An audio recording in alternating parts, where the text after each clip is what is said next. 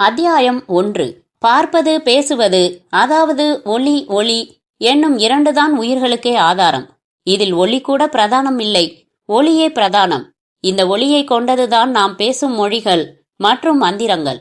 மந்திரங்களில் சில விசேஷ ஒளியமைப்பு கொண்ட மந்திரங்கள் உண்டு. இவை ஆவிகளை வசப்படுத்தி இழுத்து வருபவை. இந்த மந்திரங்களில் தேர்ந்தவர்கள் சில புத்த பிட்சுக்கள். பால்டால் காஷ்மீரத்தின் ஸ்ரீநகருக்கு 80 கிலோமீட்டரில் இருக்கும் ஒரு சிறிய ஊர். அதற்காக நமது பச்சப்பட்டி புளியம்பட்டிகளை உதாரணமாக சொல்ல முடியாது. வானத்துக்கே ஒட்டடை அடிக்க கிளம்பிவிட்டது போன்ற ஆல்பைன் மரங்கள் நானும் கொஞ்சம் முயற்சிக்கிறேனே என்கிற மாதிரி காற்றில் ஆடும் யூக்கலிப்டஸ் இவைகளுக்கு நடுவே பச்சை பசேல் தனமாக கண்ணடித்து கொண்டிருந்தது. இமயமலை சாரலின் ஒரு சின்ன துண்டு பகுதிதான் பால்டால். எனவே தூங்கு மூஞ்சி தனமாய் பல மலைக்குன்றுகள் பனிக்கட்டிகளால் நெய்த போர்வையையும் சேர்த்தே போர்த்தி கொண்டிருந்தன. சூரியனாகப்பட்டவன் சென்னையில் நம்மையெல்லாம் வெண்டு கலட்டுகிற மாதிரி இங்கே செயல்பட முடிவதில்லை. எனவே அவனும் சோர்வாக தன்னால் ஆட்டி வைக்கப்பட முடியாத அந்த ஊரில் பேருக்கு வெளிச்சத்தை பெய்து கொண்டிருந்தான். அந்த பசுமையான பிராந்தியத்தில் வளைவான தார்ச்சாலைகளும் நல்ல அழகு. இந்திய மண்ணாக இருந்தாலும் உலகைச் சேர்ந்த டூரிஸ்டுகள் வந்து போகும் இடமாயிற்றே. எனவே சாலைகள் சுத்தமாக மேடு பள்ளம் இல்லாமல் இருந்தன.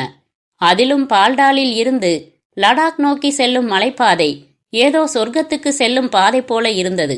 அதில்தான் தொழிலதிபர் அருணாச்சலாவின் காரும் சீறிக்கொண்டிருந்தது. ஊரும் காடும் அழகாக இருந்து என்ன பிரயோஜனம்?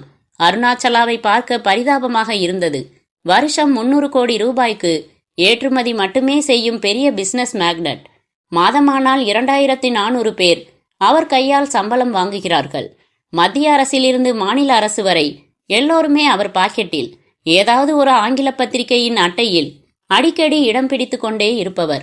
நிறைய HRD மேனேஜர்கள் எங்கள் ரோல் மாடல் மிஸ்டர் அருணாச்சலாதான் என்று கூறியிருக்கிறார்கள். ஒரு பிரபல நடிகர் கூட அருணாச்சலாவை அப்படியே இமிடேட் செய்து நடித்து மத்திய அரசின் சிறந்த நடிகருக்கான விருதை வாங்கிவிட்டார். அப்படிப்பட்ட அருணாச்சலாவையும் ஒரு கவலை கவ்விக்கொண்டிருந்தது. அதன் எதிரொலிதான் அவரது தாடை முடிகள். ஒரு கான்ஃபரன்ஸில் கலந்து கொள்ள டெல்லி வந்தபோது முழுவென்று ஷேவ் செய்த திலீப்குமார் போலத்தான் இருந்தார்.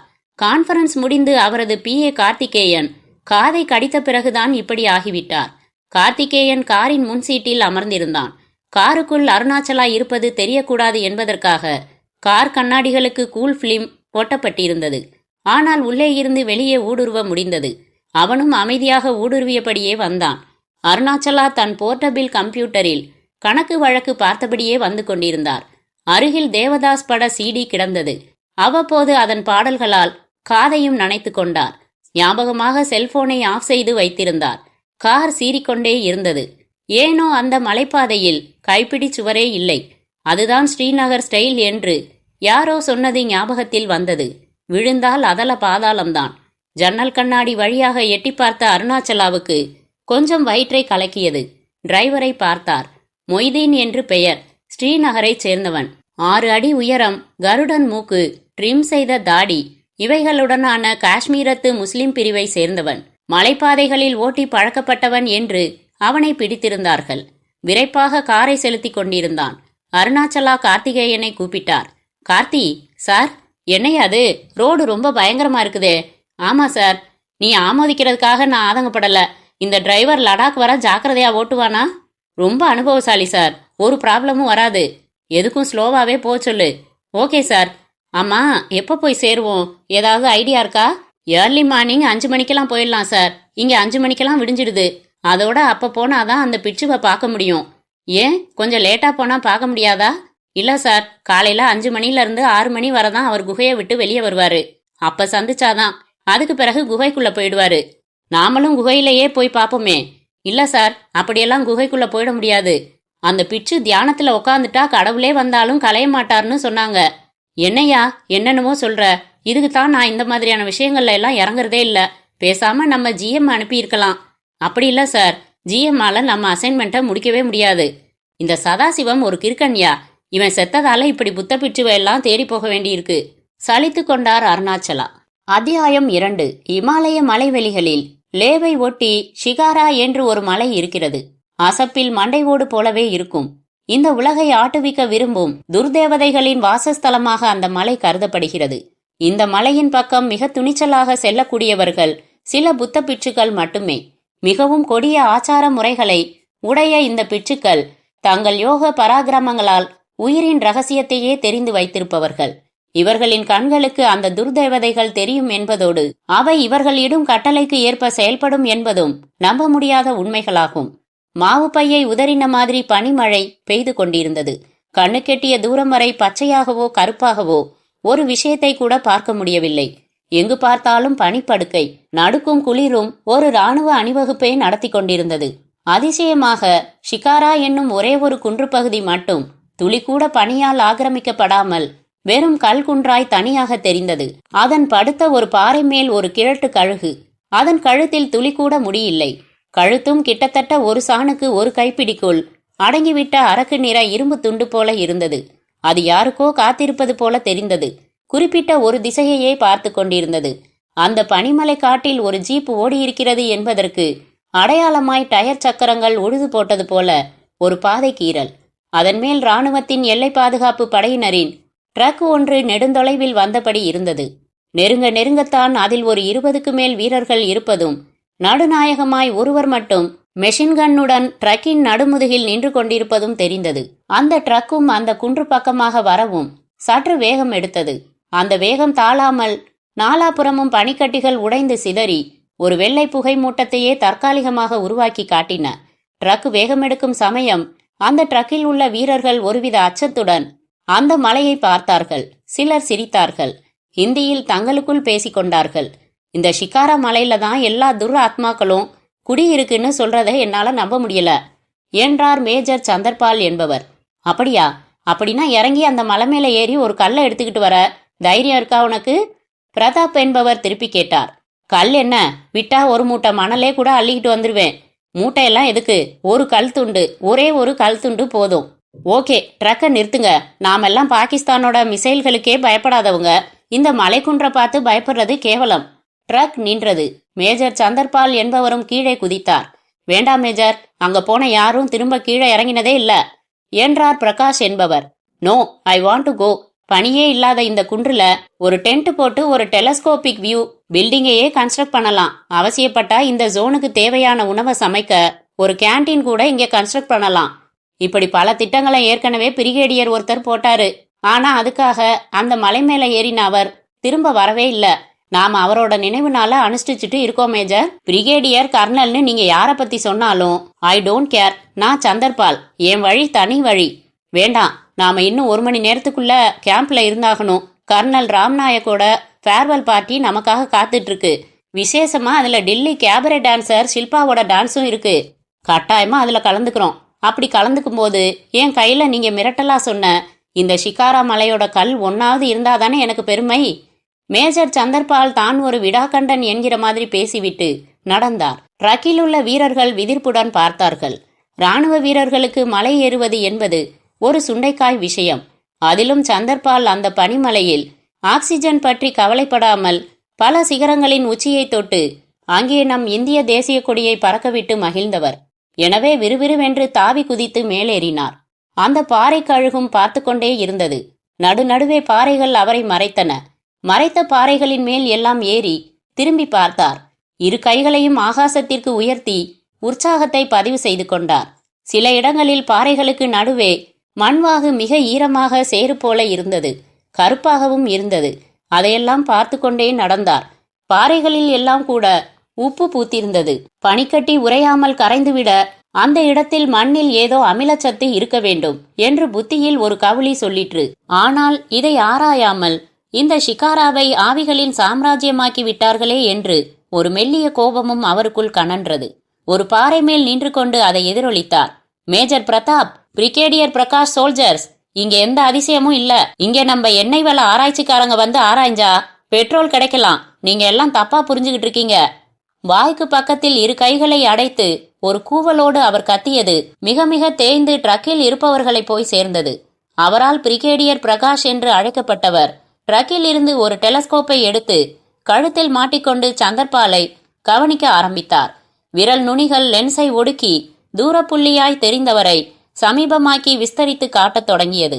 அதே சமயம் பிரகாஷின் அந்த கூரிய பார்வையில் சந்தர்பாலின் தலைக்கு மேலே கருப்பாக புகை போல சில உருவங்கள் பறக்கின்ற மாதிரியும் இருந்தது. My God! பிரகாஷ் உதடிரண்டும் பதறியது. என்ன மிஸ்டர் பிரகாஷ்? மேஜர் பிரதாப் அருகே இருந்து கொண்டு கேட்டார்.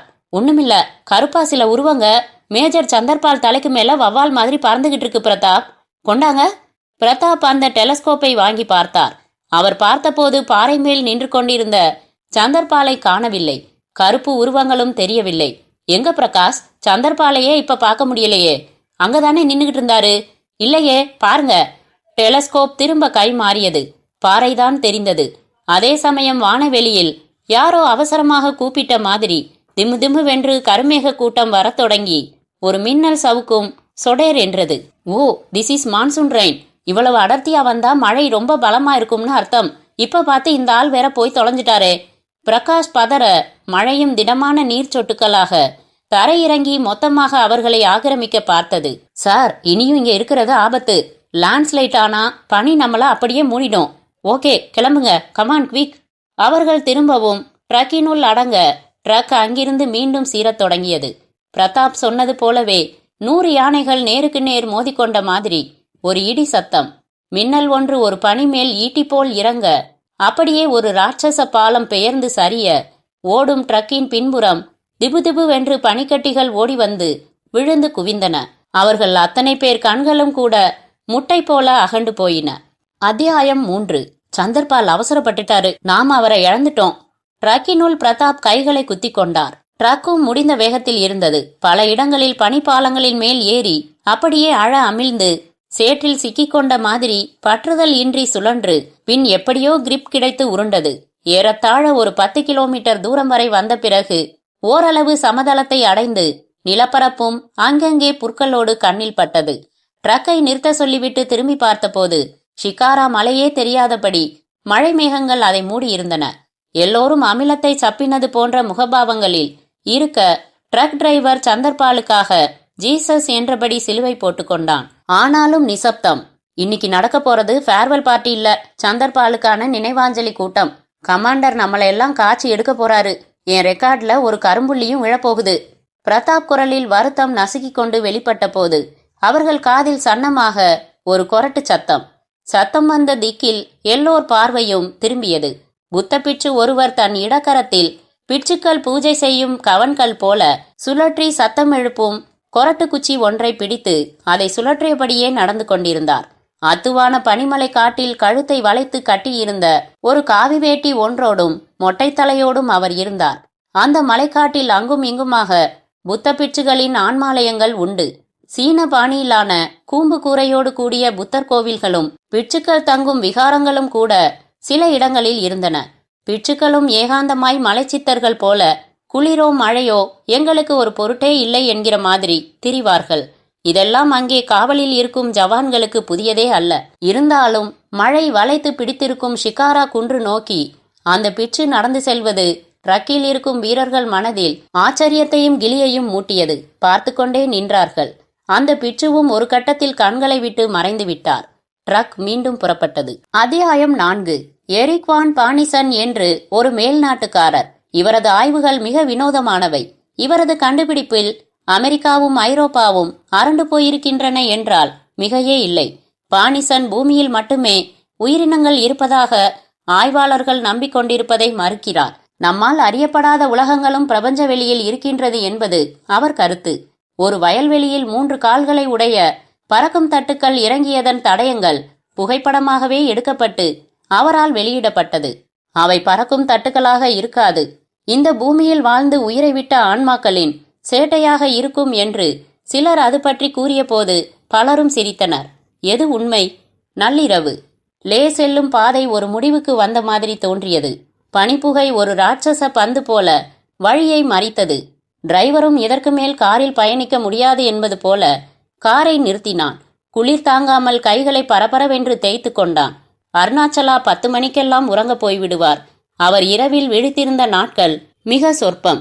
வேர்ல்ட் கப் கிரிக்கெட் மேட்சுகளின் போது ஆர்வம் தாழாமல் டிவி முன் உட்கார்ந்து கவனித்திருக்கிறார். அப்படிப்பட்டவரே அன்று காருக்குள் விழித்திருந்தார். குளிர் அவரை தூங்க விடவில்லை. இந்த அளவுக்கு குளிரும் என்று அவர் எதிர்பார்த்திருக்கவில்லை. கார் நிற்கவும் விசாரிக்க தொடங்கினார். என்ன கார்த்தி, ஏன் கார் நின்னு போச்சு? அவ்வளவுதான் சார், இதுக்கு மேல போக முடியாது. ரோடே தெரியல பாருங்க. இது தெரியாம ஏன் என்ன கூட்டிட்டு வந்தீங்க? அருணாச்சலா குரலில் கணிசமான கோபம். சாரி சார், எப்படியும் போயிடலாம்ங்கிற நம்பிக்கை. மண்ணாங்கட்டி, இப்ப என்ன பண்றது? பக்கத்துல ஏதாவது டிராவலர்ஸ் பங்களா இருக்கா? அவர் கேள்வியை கார்த்திகேயன் காஷ்மீரியில் மொழிபெயர்த்து டிரைவரிடம் கேட்டான்.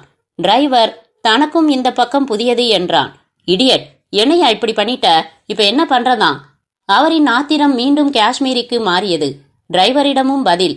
நார்மலா லேவுக்கு தரை வழியில போறது ரொம்ப ரொம்ப கஷ்டம். விமானம் தான் சரியான வழி. அதுவும் சீசன்ல தான் போகும்.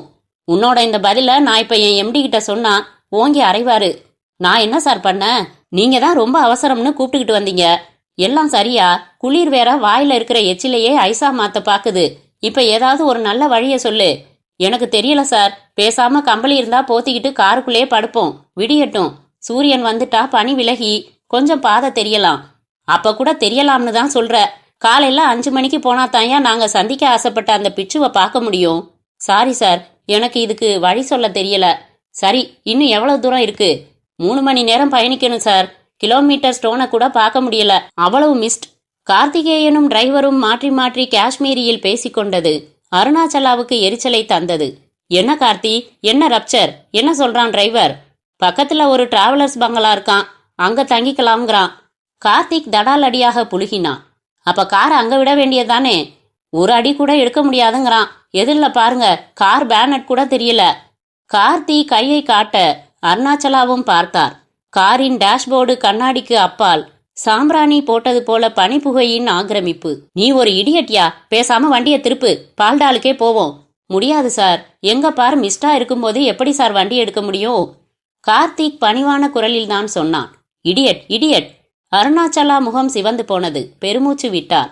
அந்த காற்றுக்கே பனிப்புகை சிகரெட் புகை போல வெளிப்பட்டது. தன் பிரவுன் நிற கோட்டை இறுக்கிக் கொண்டார். டையையும் இறுக்கினார். சரி, ஷால் ஏதாவது இருக்கா சூட்கேஸ்ல? டிக்கில கம்பளியே இருக்கு சார். முதல்ல இறங்கி எடு. குளிர் தாங்க முடியல பாரு. நிச்சயம் நான் நாளைக்கு காய்ச்சல்ல விழப்போறேன். கல்கத்தா கான்ஃபரன்ஸ், கன்னியாகுமரியில நம்ம டிப்போ பில்டிங்கோட கிரகப்பிரவேசம்னு எதுக்கும் நான் போக போறதில்ல பாரு. இல்ல சார், போயிடலாம் சார். ஆமா, பரலோகத்துக்கு போயிடலாம் தான். அவரை அழுத்துக்கொள்ள கார்த்தி காரை விட்டு இறங்க முனைந்தான். காரின் கைப்பிடியே ஐஸாக மாறி கவ்வியது. திறந்த நொடி குபுகுபுவென்று மிஸ்ட் உள்ளே நுழைந்தது.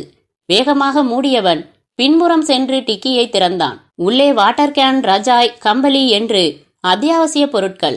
மளமளவென்று ஒரு சிவப்பு ரஜாயையும் கம்பளியையும் எடுத்தான். திரும்ப டிக்கியை மூடிவிட்டு திரும்ப நிமிர்ந்தான். டிக்கியை திறந்து மூடிய சத்தத்தை தவிர ஒரு குண்டூசி விழும் சத்தம் கூட இல்லாத நிசப்தம்.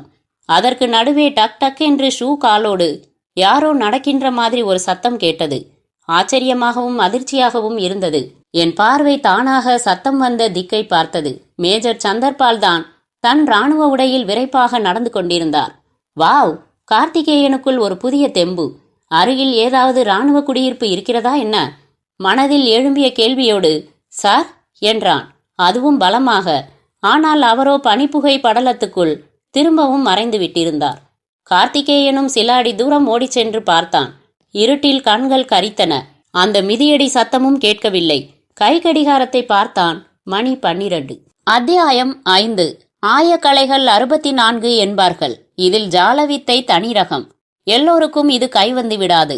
ஒருவர் ஜாதகத்தில் அதற்கு இடம் இருக்க வேண்டும். ஜாதகம் அனுமதிக்கும் ஒருவர் தானாக இந்த பாதைக்கு வந்து விடுவார். அவருக்கு ஸ்தூலம் சூட்சுமம் எல்லாம் தன்னால் புரியும். மற்றவர்கள் இதெல்லாம் பொய் என்று ஒரு வார்த்தையில் கூறிவிட்டு ஒதுங்கி சென்று விடுவார்கள். உலகம் தோன்றிய நாள் முதலாக இப்படித்தான் நடந்து வருகிறது. பரப்பளவிலும் கொள்ளளவிலும் ஆனாலும் பெரியது அந்த மயானம். ஊருக்கு தெற்கில் அடர்ந்த மரக்கூட்டங்களுக்கு கீழே கூம்பு கூம்பான சமாதிகளோடு கிடந்தது. 4-5 எரிமேடைகள். சதா அவையும் கனன்று கொண்டே இருக்கும். இதனால் ஓரளவு வெளிச்சமும் மிதமான புகையுமாகவே அந்த மயானம் எப்பொழுதும் இருந்தது. செங்கோட்டு சாமி என்பவன்தான் வெட்டியான். ஆனால் அவனே கூட நள்ளிரவுகளில் அங்கே தங்க அச்சப்பட்டவனாக 7-8 மணிக்கே மயானத்தை விட்டு கிளம்பி விடுவான். வெறிச்சோடி கிடக்கும் அந்த மயானத்துக்கு சில மாந்திரீகர்கள் மட்டும் அவ்வப்போது வருவதுண்டு. அவர்கள் கூட காப்பு கட்டிக்கொண்டு கையில் சக்கை பிரம்புடனும் அதன் நுனியில் சதங்கை மணிகளுடனும் தான் வருவார்கள். அப்படித்தான் உள்ளே நுழைந்து கொண்டிருந்தான் தர்மன் என்னும் ஒரு மாந்திரீகன். கருப்பு போர்வையால் உடம்பை மூடியவனாக, கையில் பிரம்புடன் அது அவ்வப்போது சினுங்க அவன் நடந்து வரும்போது லேசாய் புழுதி பறந்தது. காலில் கவனமாக ஜாதிபத்திரி மரத்தின் பாதக்குரடுகளை அணிந்து கொண்டிருந்தான். சில வேர்கள், சில மரங்கள் துர ஆத்மாக்களுக்கு சிம்ம சொப்பனம் கிட்டவே அண்டாது. மயான முகப்பில் ராட்சசர்களின் பம்பை தலை போல 2 தூங்குமூஞ்சி மரங்கள். இதில் துளிர்க்கும் தேன் காய்களை சில குருவிகள் கொத்தி தின்னும். அணில் கூட்டத்துக்கும் இந்த தூங்குமூஞ்சி மரம் என்றால் கொள்ளை பிரியம். சௌகரியமாக மரப்பட்டை இடுக்குகளில் புகுந்து கொண்டு தூங்க முடியும். இப்படி அவை தூங்கக்கூடும் என்பது தெரிந்தே சாரைப்பாம்புகளும் பச்சை பாம்புகளும் கூட அந்த மரத்தில் இரவானால் ஒரு ஊர்வலத்தை நடத்தி பார்க்கும். சுவர் கோழிகளுக்கும் இந்த மரம் ஒரு அடைக்கல வீடு. இண்டு இடுக்குகளில் உட்கார்ந்து கொண்டு இரவு முழுக்க ரீங்காரமிட்டபடி இருக்கும். பாம்புகளுக்கும் மிக பிடித்த உணவு. பாம்போடு போட்டி போட ஆந்தைகள் படையெடுப்பதும் இந்த மரங்களிடம்தான். இத்தனை பிரதாபம் கொண்ட மரத்தடியில்தான் மயான நுழைவாயில் சுவரும் கிராதி கதவும் அமைந்திருந்தது. அந்த கதவை ஒட்டி மயான வெட்டியான் செங்கோட்டுசாமி நின்று கொண்டிருந்தான். 7-8 மணிக்கே ஓடிவிடுபவன் மாந்திரிகன் தர்மனுக்காகத்தான் காத்திருக்கிறான் என்பது தர்மன் வரவும் அவன் பணிவாக கும்பிடுவதில் தெரிந்து போயிற்று.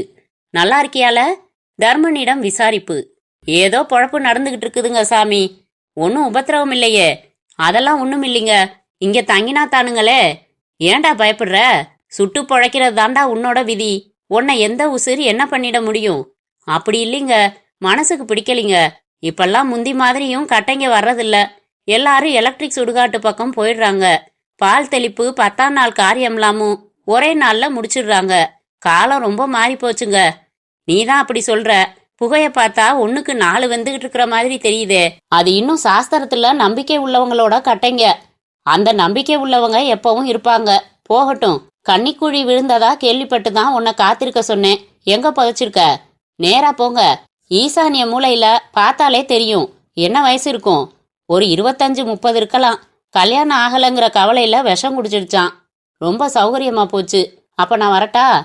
தர்மன் கேட்க செங்கோட்டுசாமி தலையை சொரிந்தான். உன்னை திருத்தவே முடியாதுரா என்றபடியே ஒரு 100 ரூபாயை எடுத்து கையில் வைத்தான். சாமி, என்னடா? கட்டாதுங்க.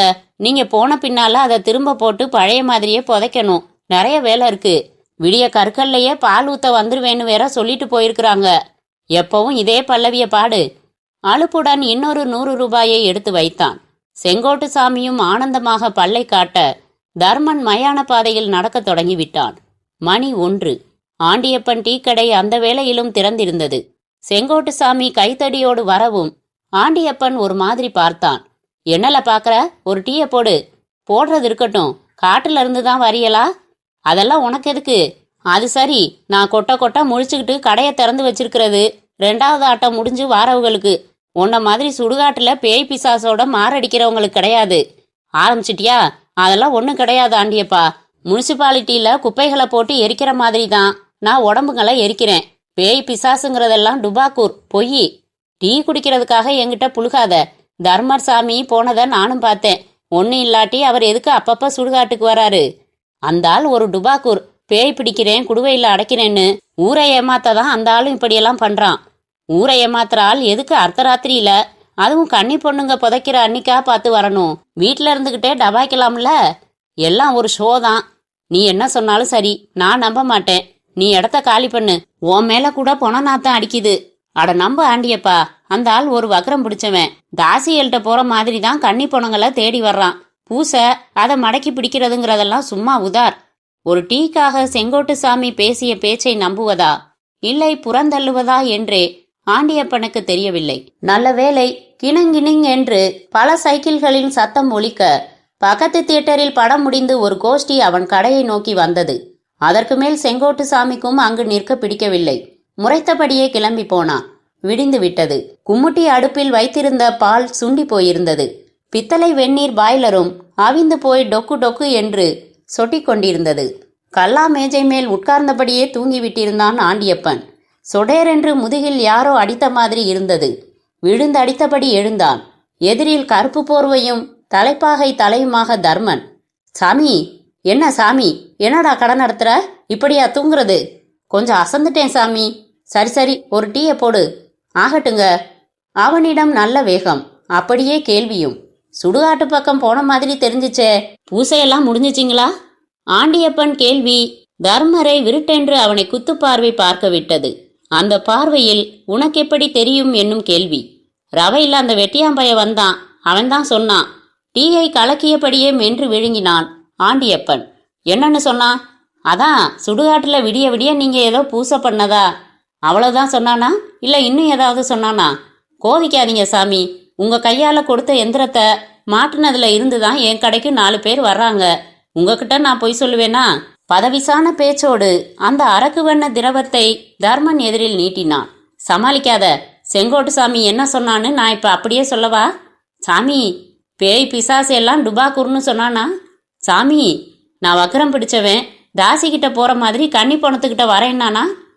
ஆமா, அப்படியே சொல்றீங்களே. இது என்ன புடலங்க? என் சடக்குட்டிக்கிட்ட கேட்டா உன் கல்லாவில் இப்ப எவ்வளவு சில்லறை இருக்குன்னு சொல்லிடும். நெசமாவா? நம்ப முடியல இல்ல? கொஞ்சம் பொறு. தர்மன் தன் கைவசம் உள்ள குச்சியின் நுனியை நெற்றி பொட்டருகே கொண்டு சென்றான். எதையோ முணுமுணுத்தான். பின் சில நொடிகளுக்கு பிறகு குச்சியை விளக்கியவனாக, 310 ரூபாய் 40 காசு இப்போ உன் கல்லாவில் இருக்கணும், எண்ணி பார்த்துட்டு சொல்லு பாப்போம். தர்மன் சொன்ன மறுநொடியே ஆண்டியப்பன் கல்லாவை விருட்டென்று இழுத்து எண்ணி பார்க்க ஆரம்பித்தான். எண்ணி முடித்தவன் முகத்தில் வியப்பின் குதி தாண்டவம். என்ன, கரெக்டா இருக்கு சாமி. எப்படி சாமி, எப்படி சொன்னீங்க?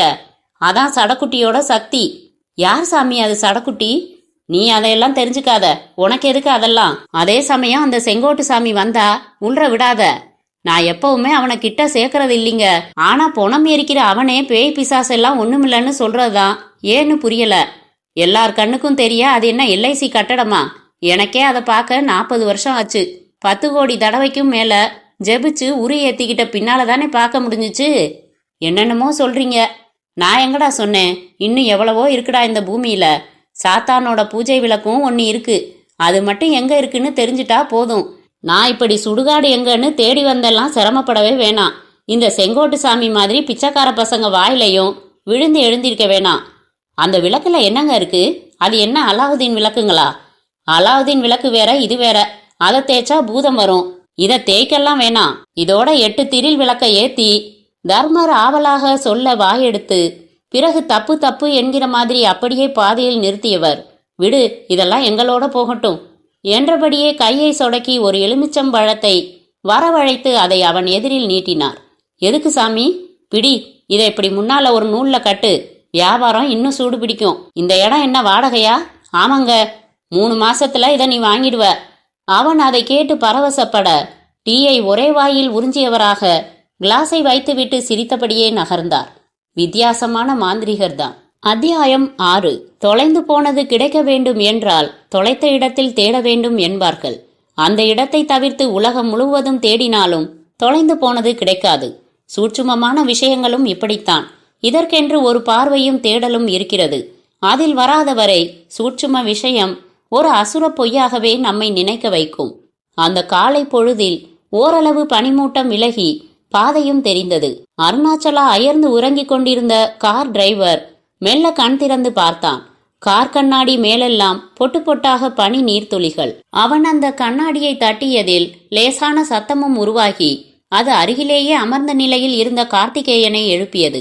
சலாம் சலாம் என்றபடியே கார்த்திகேயனின் பார்வை பின்பக்கமாய் திரும்பி அருணாச்சலாவை பார்த்தது.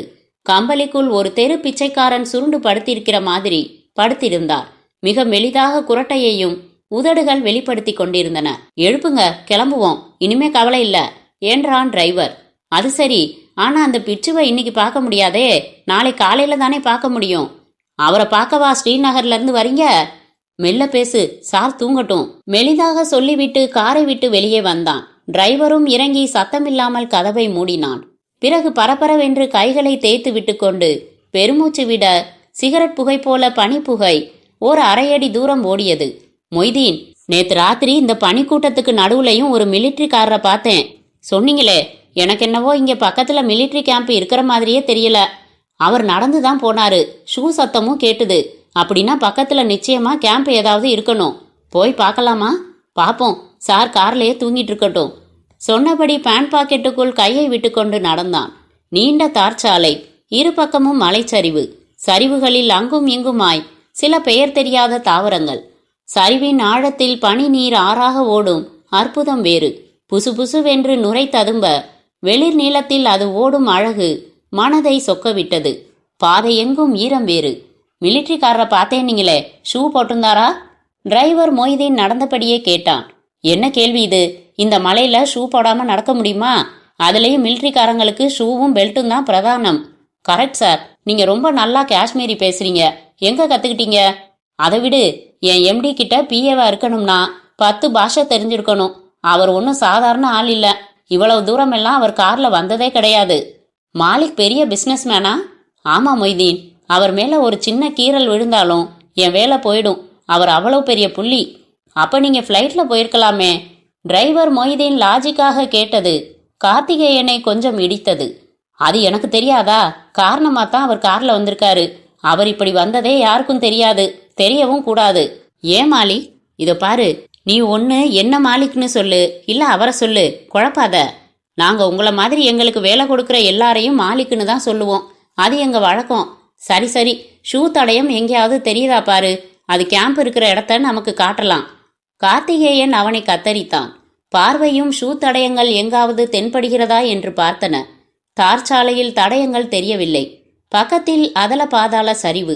அதில் நிச்சயமாக அந்த மிலிட்ரிக்காரர் இறங்கி இருக்க வாய்ப்பும் இல்லை.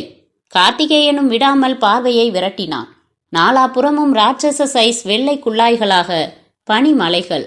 நெடுந்தூரம் வந்ததில் ஒரு இடத்தில் இறங்கி நடக்க முடிந்தது போல சரிவு.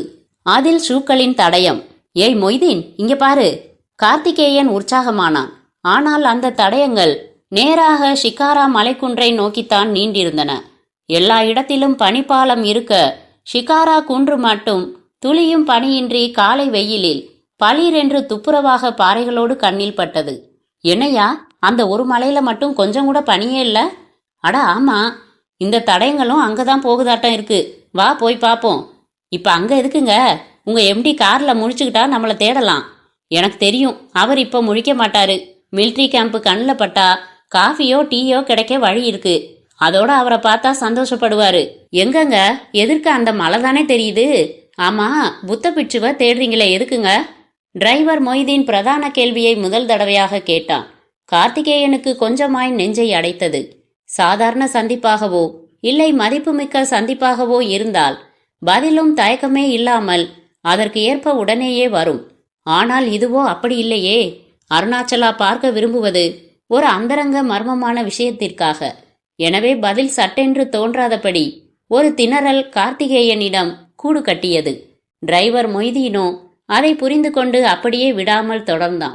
அத்தியாயம் 7. நீங்களோ ஹிந்துஸ், நீங்க போய் ஒரு புத்த பிட்சுவை பார்க்க நினைக்கிறது ஆச்சரியமா இருக்கு சார் என்றான். அதற்கு மட்டும் கார்த்திகேயனிடம் ஒரு உடனடி பதில். புத்தர் நம்ம நாட்டை சேர்ந்தவர் மொய்தீன். அடிப்படையில் அவரும் ஒரு இந்து தானே. ஓ, நீங்க அப்படி வரீங்களா? அப்படியே தான். இதுக்கு மேல என்ன கேள்வி கேட்காத. இப்பவே நான் ஒரு நாள் கூட போற கவலையில இருக்கேன். என் பாஸ் வரையில ஒரு நாள்ங்கிறது ரொம்ப பெரிய விஷயம். ஒரு நாள் வேஸ்ட் ஆனாலும் எவ்வளவு விஷயங்கள் ஸ்தம்பித்து போகும் தெரியுமா? நடந்தபடியே கேட்டான். மொய்தீனுக்கு நாள் மதிப்பெல்லாம் ஒன்றும் பெரிதே இல்லை. ஏதோ உங்களால ஒரு சவாரி கிடைச்சு வந்திருக்கேன் சார். வாஸ்தவத்துல காஷ்மீர்ல நாங்கெல்லாம் ஓட்டிக்கிட்டு இருக்கோம். ஏன்யா, அங்க கூட இருக்குதா என்ன? விளையாடாதீங்க சார். எங்க ஊரோட பலமே டூரிஸ்டுகளோட விசிட் தான். தீவிரவாதிகளுக்கு பயந்துகிட்டு யாரும் வர்றதில்ல. இதனால எங்களுக்கு எவ்வளவு சிரமம் தெரியுமா? சிரமப்படுற நீங்க ஏன்யா தீவிரவாதிகளை உள்ள விடுறீங்க? என்ன சார் நீங்க, யாராவது தெரிஞ்சு உள்ள விடுவாங்களா? எங்க ஊர் அழக பார்த்து உலகமே கண்ணு வச்சிடுச்சு. அதனால வந்த விளைவுதான் இது. எங்க ஊர்ல 100க்கு 99 பேர் இந்தியாவை தன் தாய் நாடாகவும் தீவிரவாதத்தை விஷமாகவும் தான் சார் நினைக்கிறோம். பரவாயில்லையே, நல்ல பற்றுதலோட பேசுறியே, வெரி குட். ஆமா, எப்படி இவ்வளவு மலைக்கூட்டத்துல இந்த ஒரு மலை மேல மட்டும் துப்புரவா பனியே இல்ல? ஒருவேளை இது ஷிகாராவோ என்னவோ? ஷிகாராவா? ஆமா சார், ஸ்ரீநகர்ல படகு வீடுகளை ஷிகாரான்னு சொல்லுவாங்க. அந்த பேர் இந்த பகுதியில ஒரு மலைக்கும் இருக்கிறதா கேள்விப்பட்டிருக்கேன். இந்த ஷிகாராவுல உலகத்தோட கெட்ட சக்திகள்லாம் வசிக்கிறதா ஒரு நம்பிக்கை. மொய்தீன் அப்படியும் இப்படியுமாக கஷ்டம் கவலைகளை பற்றி பேசிவிட்டு அப்படியே அந்த ஷிகாரா பற்றியும் தெரிந்தவன் போல பேசியது கார்த்திகேயனை மிரளச் செய்தது. நடையை தேக்கினான். மேஜர் சந்தர்பாலின் பூட்ஸ் கால் தடயங்களும் அங்கங்கே தெரிந்தன. என்ன மொய்தீன் சொல்ற நீ? அப்ப இந்த மலை பேய் மலையா? சார் இருக்கலாம்னு தான் சொன்னேன், உடனே பயந்துட்டீங்களே சார். சரி, எது வேணா இருக்கட்டும். ஷூ தடயம் அங்கங்கே தெரியுது பாரு. திரும்பவும் சொல்றேன் சார், நிச்சயம் இந்த பக்கத்துல எந்த கேம்பும் இருக்க வாய்ப்பு இல்ல. பேசாம நாம திரும்பி நடப்போமே. பயப்புரியா? இல்ல சார், நேரம் ஆகுதுல்ல, அத சொன்னேன். நேரமானா ஆகட்டும், எப்படியும் இன்னைக்கு நாங்க புத்த பிட்சுவை பார்க்க போறதில்ல, நாளைக்கு தான். வந்த இடத்துல என்னதான் இருக்குன்னு தெரிஞ்சுக்கதான் முயற்சிப்போமே. கார்த்திகேயனிடம் உற்சாகம் பீறிட்டது. ஷிகாரா மலைக்குன்றும் கொஞ்சம் கொஞ்சமாக தூரம் குறைந்து அவனை வரவேற்றது. நடுவில் நடந்து கொண்டிருந்த பாதைகளில் பனிப்பாலங்கள் வழிமறித்தன. அதன் மேல் கால் வைத்த போது மிக மிருதுவாக இருந்தது. பார்த்து சார், எங்க பாரு ஒரே பனியா இருக்கு. அப்படியே உட்காந்து சறுக்குவோமா? என்ன சார் இது, சின்ன குழந்தை மாதிரி? அப்பப்ப சின்ன குழந்தையாவும் ஆகணும் மொய்தீன், அப்பதான் மனசு லேசாகும். சொன்னபடியே கார்த்திகேயன் அந்த பனிப்பாறைகள் மேல் அமர்ந்தான். ஜீன்ஸ் பேண்டை மீறி புட்டங்களில் சிலுசிலுப்பு ஊடுருவியது. உச்சி மண்டை வரை ஒரு மின்னோட்டமே நிகழ்த்தியது அது. எழுந்திருங்க சார், உட்காராதீங்க, அப்புறம் பேண்ட் காயறதுக்குள்ள போதும் போதும்னு ஆயிடும். மொய்தீன் படபடத்தான். கார்த்திகேயனும் எழுந்து கொண்டான். ஒரே சிலிர்ப்பாக இருந்தது. காது மடலில் ஈரக்காற்று சரிகமப்ப பாடிற்று. இஸ் என்று தொண்டைக்குழி கடந்தது சத்தம். எவ்வளவு அழகா இருக்கு இந்த இடம். வாவ். போதும் சார், திரும்புவோம். அங்க கார்ல உங்க எம்டி எழுந்திர போறாரு. போலாம். அவர் கேட்டா காஃபி டீ கிடைக்குதான்னு பார்க்க போனேன்னு சொல்லிக்கலாம். மெல்ல நடந்தபடியே பதிலுக்கு பதில் சொன்னபோது ட்ரோயிங் ட்ரோயிங் என்று ஒரு சத்தம். நிசப்தமான அந்த பகுதியில் அந்த சத்தம் துல்லியமாகவே கேட்டது. என்ன சத்தம் மொய்தீன்? தெரியலையே. இருவரும் சத்தத்துக்கு காரணம் தெரியாமல் பார்வையை சுழலவிட ஒரு மறைவான பனிப்பாறை பின்னால் இருந்தபடி வந்து கொண்டிருந்தார் பிட்சு ஒருவர். அவரை பார்க்கவும் இருவரிடமும் திகைப்பு. அவரும் அவர்களை பார்த்து திகைத்தது மாதிரி இருந்தது. நெருங்கினார். தன் சப்பையான முகத்தில் பூசினது போன்ற கண்களில் ஒருவித தீர்க்கமுடன் இருவரையும் பார்த்தார். ஹலோ. கார்த்திகேயன் நட்போடு வாய் திறந்தான். Who are you? அவரிடம் ஆங்கிலத்தில் கேள்வி. கார்த்தியும் உற்சாகமாக பதில் சொன்னான். நாங்க மெட்ராஸ்ல இருந்து வரோம். என் பேர் கார்த்திகேயன். லேவுக்கு போயிட்டு இருக்கோம். இங்க எங்க போறீங்க? ஜஸ்ட் ஒரு வாக். அதோ அந்த பனியே இல்லாத மலைக்கு. நோ, திரும்புங்க, அங்கெல்லாம் போக வேணாம். அது சரி, நீங்க? பார்த்தா தெரியலையா? நான் ஒரு பிட்சு. அது தெரியுது. நீங்க எப்படி இங்க? இது எங்க பிரதேசம், நாங்க எங்க வேணா போவோம். நீங்க போகலாம், நாங்க போகக்கூடாதா? கார்த்திகேயன் அவரை மடக்கி விட்டது மாதிரி கேட்டான். அவர் குத்துவது போல தொடர்ந்து பார்த்தார். ஆமா, இங்க எங்கேயாவது உங்க மடாலயம் இருக்கா? அங்க நாங்க சாப்பிட சூடா ஏதாவது கிடைக்குமா? அப்படியே பேச்சை மாற்றினான். பிளாக் டீ கிடைக்கும், பரவாயில்லையா? ஐயோ, அது அமிர்தமாச்சே. என் எம்டிக்கு பிளாக் டீன்னா ரொம்ப பிடிக்கும். அப்ப மிஸ்டர் அருணாச்சலாவும் வந்திருக்காருன்னு சொல்லு. பிட்சுவின் கேள்வி கார்த்திகேயனை ஒரு இடி இடித்தது. உங்களுக்கு எப்படி தெரியும் அவரை? அவர் வரப்போறதா தகவல் வந்தது, அதான் அவரை தேடி நடந்துகிட்டு இருக்கேன். அப்போ நீங்க நான் தான் பிட்சு லீ யுவான். ஓ, யூ நீங்க தான் லீ யுவானா? அப்ப நாங்க லே கிட்ட வந்துட்டோமா? லே தூரமா தான் இருக்கு. நான் தான் நீங்க பாதி வழியில தேங்கிட்டது தெரிஞ்சு உங்களை பார்க்க வந்துகிட்டு இருக்கேன். எப்படி உங்களுக்கு நாங்க பாதி வழியில தேங்கிட்டது தெரியும்? இப்போ இந்த கேள்விக்கு பதில் சொல்றதா பெருசு? கமான், அங்க உங்க எம்டி அருணாச்சலா காருக்கு வெளியே தவிச்சுக்கிட்டு இருக்காரு. அவரை போய் பாப்போமே. லீ யுவான் என்னும் அந்த பிட்சு மிக அழகாக அவன் கேள்வியை கத்தரித்துவிட்டு முன்னால் நடந்தார். அதை நடை என்று கூட சொல்ல முடியாது, ஒரு விதமான மாரத்தான் ஓட்டம் என்றுதான் சொல்ல வேண்டும். கார்த்திகேயனாலும் மொய்தீனாலும் அவரை பின்தொடரவே முடியவில்லை. ஆக்சிஜன் அவ்வளவாக இல்லாத காற்று அவனை மிகவே சோதித்து பெரிதாக மூச்சிறைக்க செய்தது. தட்டு தடுமாறி நடந்து காரை நெருங்கிய போது பிட்சு சொன்னதுதான் உண்மை. அருணாச்சலா காருக்கு வெளியே புகைப்பிடித்தபடி டென்ஷனோடு நின்று கொண்டிருந்தார். பிட்சுவை பார்க்கவும் புருவத்தில் வளைசல். பிட்சு உடம்பை வளைத்து வரவேற்றார். Welcome mister Arunachala. என்ன எப்படி உங்களுக்கு தெரியும்? டில்லியில மிஸ்டர் குப்தா சொல்லித்தானே என்ன பார்க்க நீங்க வந்திருக்கீங்க. I know. அப்போ நீங்க? அருணாச்சலா நெற்றியை தேய்க்க கார்த்தி தமிழில் இடைவெட்டினான். சார், இவர்தான் நாம தேடி வந்த பிட்சு லீ யுவான். மை காட், இங்கே எப்படி? நீதான் போய் கூட்டிகிட்டு வந்தியா? இல்ல சார், சும்மா கொஞ்ச தூரம் வாக் போனோம். வழியில பார்த்தோம். எப்படியோ நம்மள அடையாளம் தெரிஞ்சுக்கிட்டு விசாரிச்சாரு. எப்படின்னு தான் தெரியல. என்னையா சொல்ற? அப்ப நாம லே கிட்ட வந்துட்டோமா? இவரை கேட்டா இல்லங்கிறாரு. எது எப்படியோ, பிட்சு லீ யுவான் ஒரு அதிசய மனிதர்னு குப்தா சொன்னது சரியாத்தான் இருக்கு. அப்ப கும்பிட போன தெய்வம் எதிரிலே வந்துருச்சுன்னு சொல்லு. அருணாச்சலா பரவசம் அடைய பிட்சுவுக்கும் அது புரிந்திருக்க வேண்டும். நான் தெய்வம் இல்ல மிஸ்டர் அருணாச்சலா, சாதாரண மனுஷன். Very poor man. யார் நீங்களா? இந்த நடுங்கிற குளிர்ல உடம்புல ஒரு காவி வேட்டியோட இருக்கிற நீங்க புவர் மேனா? No no. கார்த்தி புகழ்வது போல சிலிர்த்தான். Okay, let's move. முதல்ல பிளாக் டீ, அப்புறமா நீங்க வந்த விஷயம் பத்தி பேசுவோம். வாங்க, கார்லயே போயிடலாம். போகலாம்ல? With pleasure. கார் அடுத்த 10வது நொடி கிளம்பியது. பாதையிலும் மிஸ்ட் விலகி வழி துல்லியமாக தெரிந்தது. அத்தியாயம் 8. உலகில் எவ்வளவோ ஆராய்ச்சிகள். மண்ணை பொன்னாக்குவதிலே இருந்து பெண்ணை ஆணாக்குவது வரை எவ்வளவோ முயற்சிகள். இதில் உயிர் பற்றிய ஆராய்ச்சி மட்டும் ஒரு பெரிய கண்ணாமூச்சி விளையாட்டாகவே இன்று வரை இருந்து வருகிறது. இறப்பு என்றால் என்ன? இறப்பதற்கு முன் வரை இயங்கு சக்தியாக திகழ்ந்த உயிர் இறந்த பிறகு என்னாகிறது? இறக்காமல் வாழவே முடியாதா?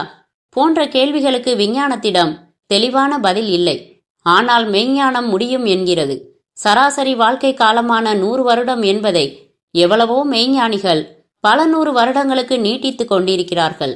அந்த வித்தை தெரியாதவரை அதை ஒரு கற்பனையாகத்தான் நினைக்க முடியும். வித்தையை கற்றவர்களோ இது சொல்லி புரிய வைக்கும் ஒன்றல்ல, சுய அனுபவம் என்கின்றனர். எது உண்மை? அது என்னவோ தெரியவில்லை. மாயம் மந்திரம் என்று வாழ்பவர்கள் ஜனக்கூட்டத்தோடு சேர்ந்து வாழ்வதே இல்லை. தனியாக ஒரு மலை அடிவாரம் பக்கமாகவோ இல்லை ஏதோ ஒரு காட்டுக்குள்ளேயோ புகுந்து கொண்டு விடுகின்றார்கள். தர்மனும் தன் குடியிருப்பை ஒரு மலையடிவாரத்தில்தான் அமைத்து கொண்டிருந்தான். ஆசிரமம் போல ஒரு குடிசை, சுற்றிலும் மரங்கள், முன்னால் நிறைய கார்கள். உள்ளே சின்னதாக துர்க்கை அம்மனுக்கு ஒரு சன்னதி.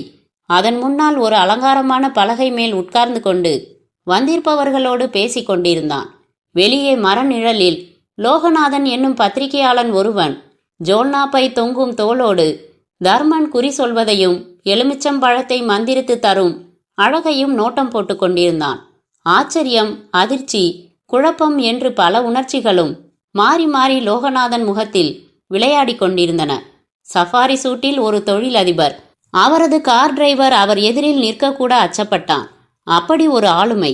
அப்படிப்பட்டவரே தர்மனின் காலில் விழுந்து எழுந்தபோது ஆச்சரியமாக இருந்தது. நீங்க சொன்ன டயத்துல தான் அக்ரிமெண்ட் போட்டேன். அப்படியே டெண்டருக்கும் எழுதி கொடுத்தேன். எனக்கே அது கிடைச்சிடுச்சு. சாமி சொன்னா சொன்னதுதாங்கிறது சரியா போச்சுங்க என்று அவர் சொன்னதெல்லாம் லோகநாதனுக்குள் சுழன்றடித்து கொண்டே இருந்தது. இறுதியாக அவனையும் தர்மன் கூப்பிட்டு விட்டான். தம்பி, நீங்க தானே லோகநாதன்கிறவரு? ஆமா, சாமி கூப்பிடுது. தர்மனின் உதவியாளர் கூப்பிட உள்ளே நுழைந்தான். என் பெயர் எப்படி உங்களுக்கு தெரியும் என்று கேட்க தோன்றினாலும் அது ஒரு பெரிய விஷயமில்லை என்று தனக்குள் சொல்லிக் கொண்டான். வா தம்பி, உட்காரு.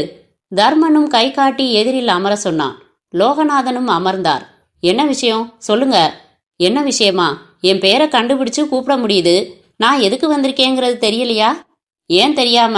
உழைச்சு பொழைக்காம மாயம் மந்திரம்னும் பில்லி சூனியம் ஏவல்னும் ஏதேதோ சொல்லிக்கிட்டு வர்றவங்க போறவங்களை ஏமாத்தி பொழைக்கிறதுங்கிறது ஒரு பொழப்பா? எப்படி அந்த பொழப்ப சாமர்த்தியமா ஒரு திடத்தோட நான் நடத்துறேன்னு தெரியணும். சரிதானே? பரவாயில்லையே, என் மனசுல இருக்கிறத அப்படியே சொல்லிட்டீங்களே. உங்களுக்கு ஃபேஸ் ரீடிங், டெலிபதி இதெல்லாம் தெரியும்னு நினைக்கிறேன். எனக்கு வெங்கடாச்சலபதியே தெரியும். டெலிபதினா என்னன்னே தெரியாது. இப்படியெல்லாம் மனசுல இருக்கிறத புட்டு புட்டு வைக்கிறதுக்கு பேர் தான். உங்க இங்கிலீஷ்ல டெலிபதின்னு சொல்லுவீங்களா? அப்படியும் சொல்வாங்கன்னு வச்சுக்கோங்களேன். ஆனா டெலிபதிங்கிறது ஒருத்தரை ஒருத்தர் பார்த்துக்காம டெலிஃபோன் உதவி இல்லாம பேசிக்கிற ஒரு வித்தைன்னு சொல்லுவாங்க. எவ்வளவு தூரம் உண்மைன்னு தெரியாது. அப்போ உங்களுக்கு எல்லா துறையிலையுமே ஒரு சந்தேகம் இருக்குன்னு சொல்லுங்க. சந்தேகப்படாம யார் இருக்காங்க சொல்லுங்க பாப்போம். சந்தேகப்பட்டாதானே கேள்வி கேட்க முடியும். சரி, இப்போ உங்களுக்கு என்ன தெரியணும்? உங்க மாயம் மந்திரம்லாம் எந்த அளவு உண்மை, அவ்வளவும் பொய். பொட்டில் அடித்தது தர்மனின் பதில். பொய்யா? ஆமா, பொய்யேதான். எல்லாம் தகிடு தத்தம். இல்ல, எனக்காக நீங்க வேணும்னே சொல்றீங்க. அட என்ன தம்பி நீங்க, எதுக்கு வெட்டி பேச்சுன்னு நான் ஒரு வார்த்தையில பதில் சொன்னா அதை கூட சந்தேகப்படுறீங்களே. அப்ப நீங்க சொன்னதை நான் அப்படியே பத்திரிக்கையில எழுதவா? இல்லாட்டி மட்டும் எல்லாம் பெரிய உண்மைன்னு புகழ்ந்தா எழுத போறீங்க? அப்ப வெறுத்து போய் தான் இப்படி சொல்றீங்களா? வெறுக்கிறதுக்கு என்ன இருக்குது? ஏமாற தயாரா இருக்கிறவங்களை ஏமாத்த வேண்டியது, ஏமாத்த முடியாதவங்க கிட்ட சரண்டர் ஆயிட வேண்டியது. இதுதான் எங்க பாலிசி. தர்மன் மிக சாதாரணமாக படுபடு கேஷுவலாக சொன்னான். லோகநாதனுக்குள் திணறல். நிறைய வாக்குவாதங்கள், விளக்கங்கள் என்று இந்த சந்திப்பு போகும்.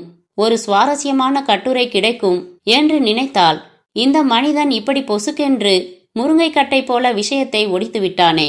வெறித்தான்.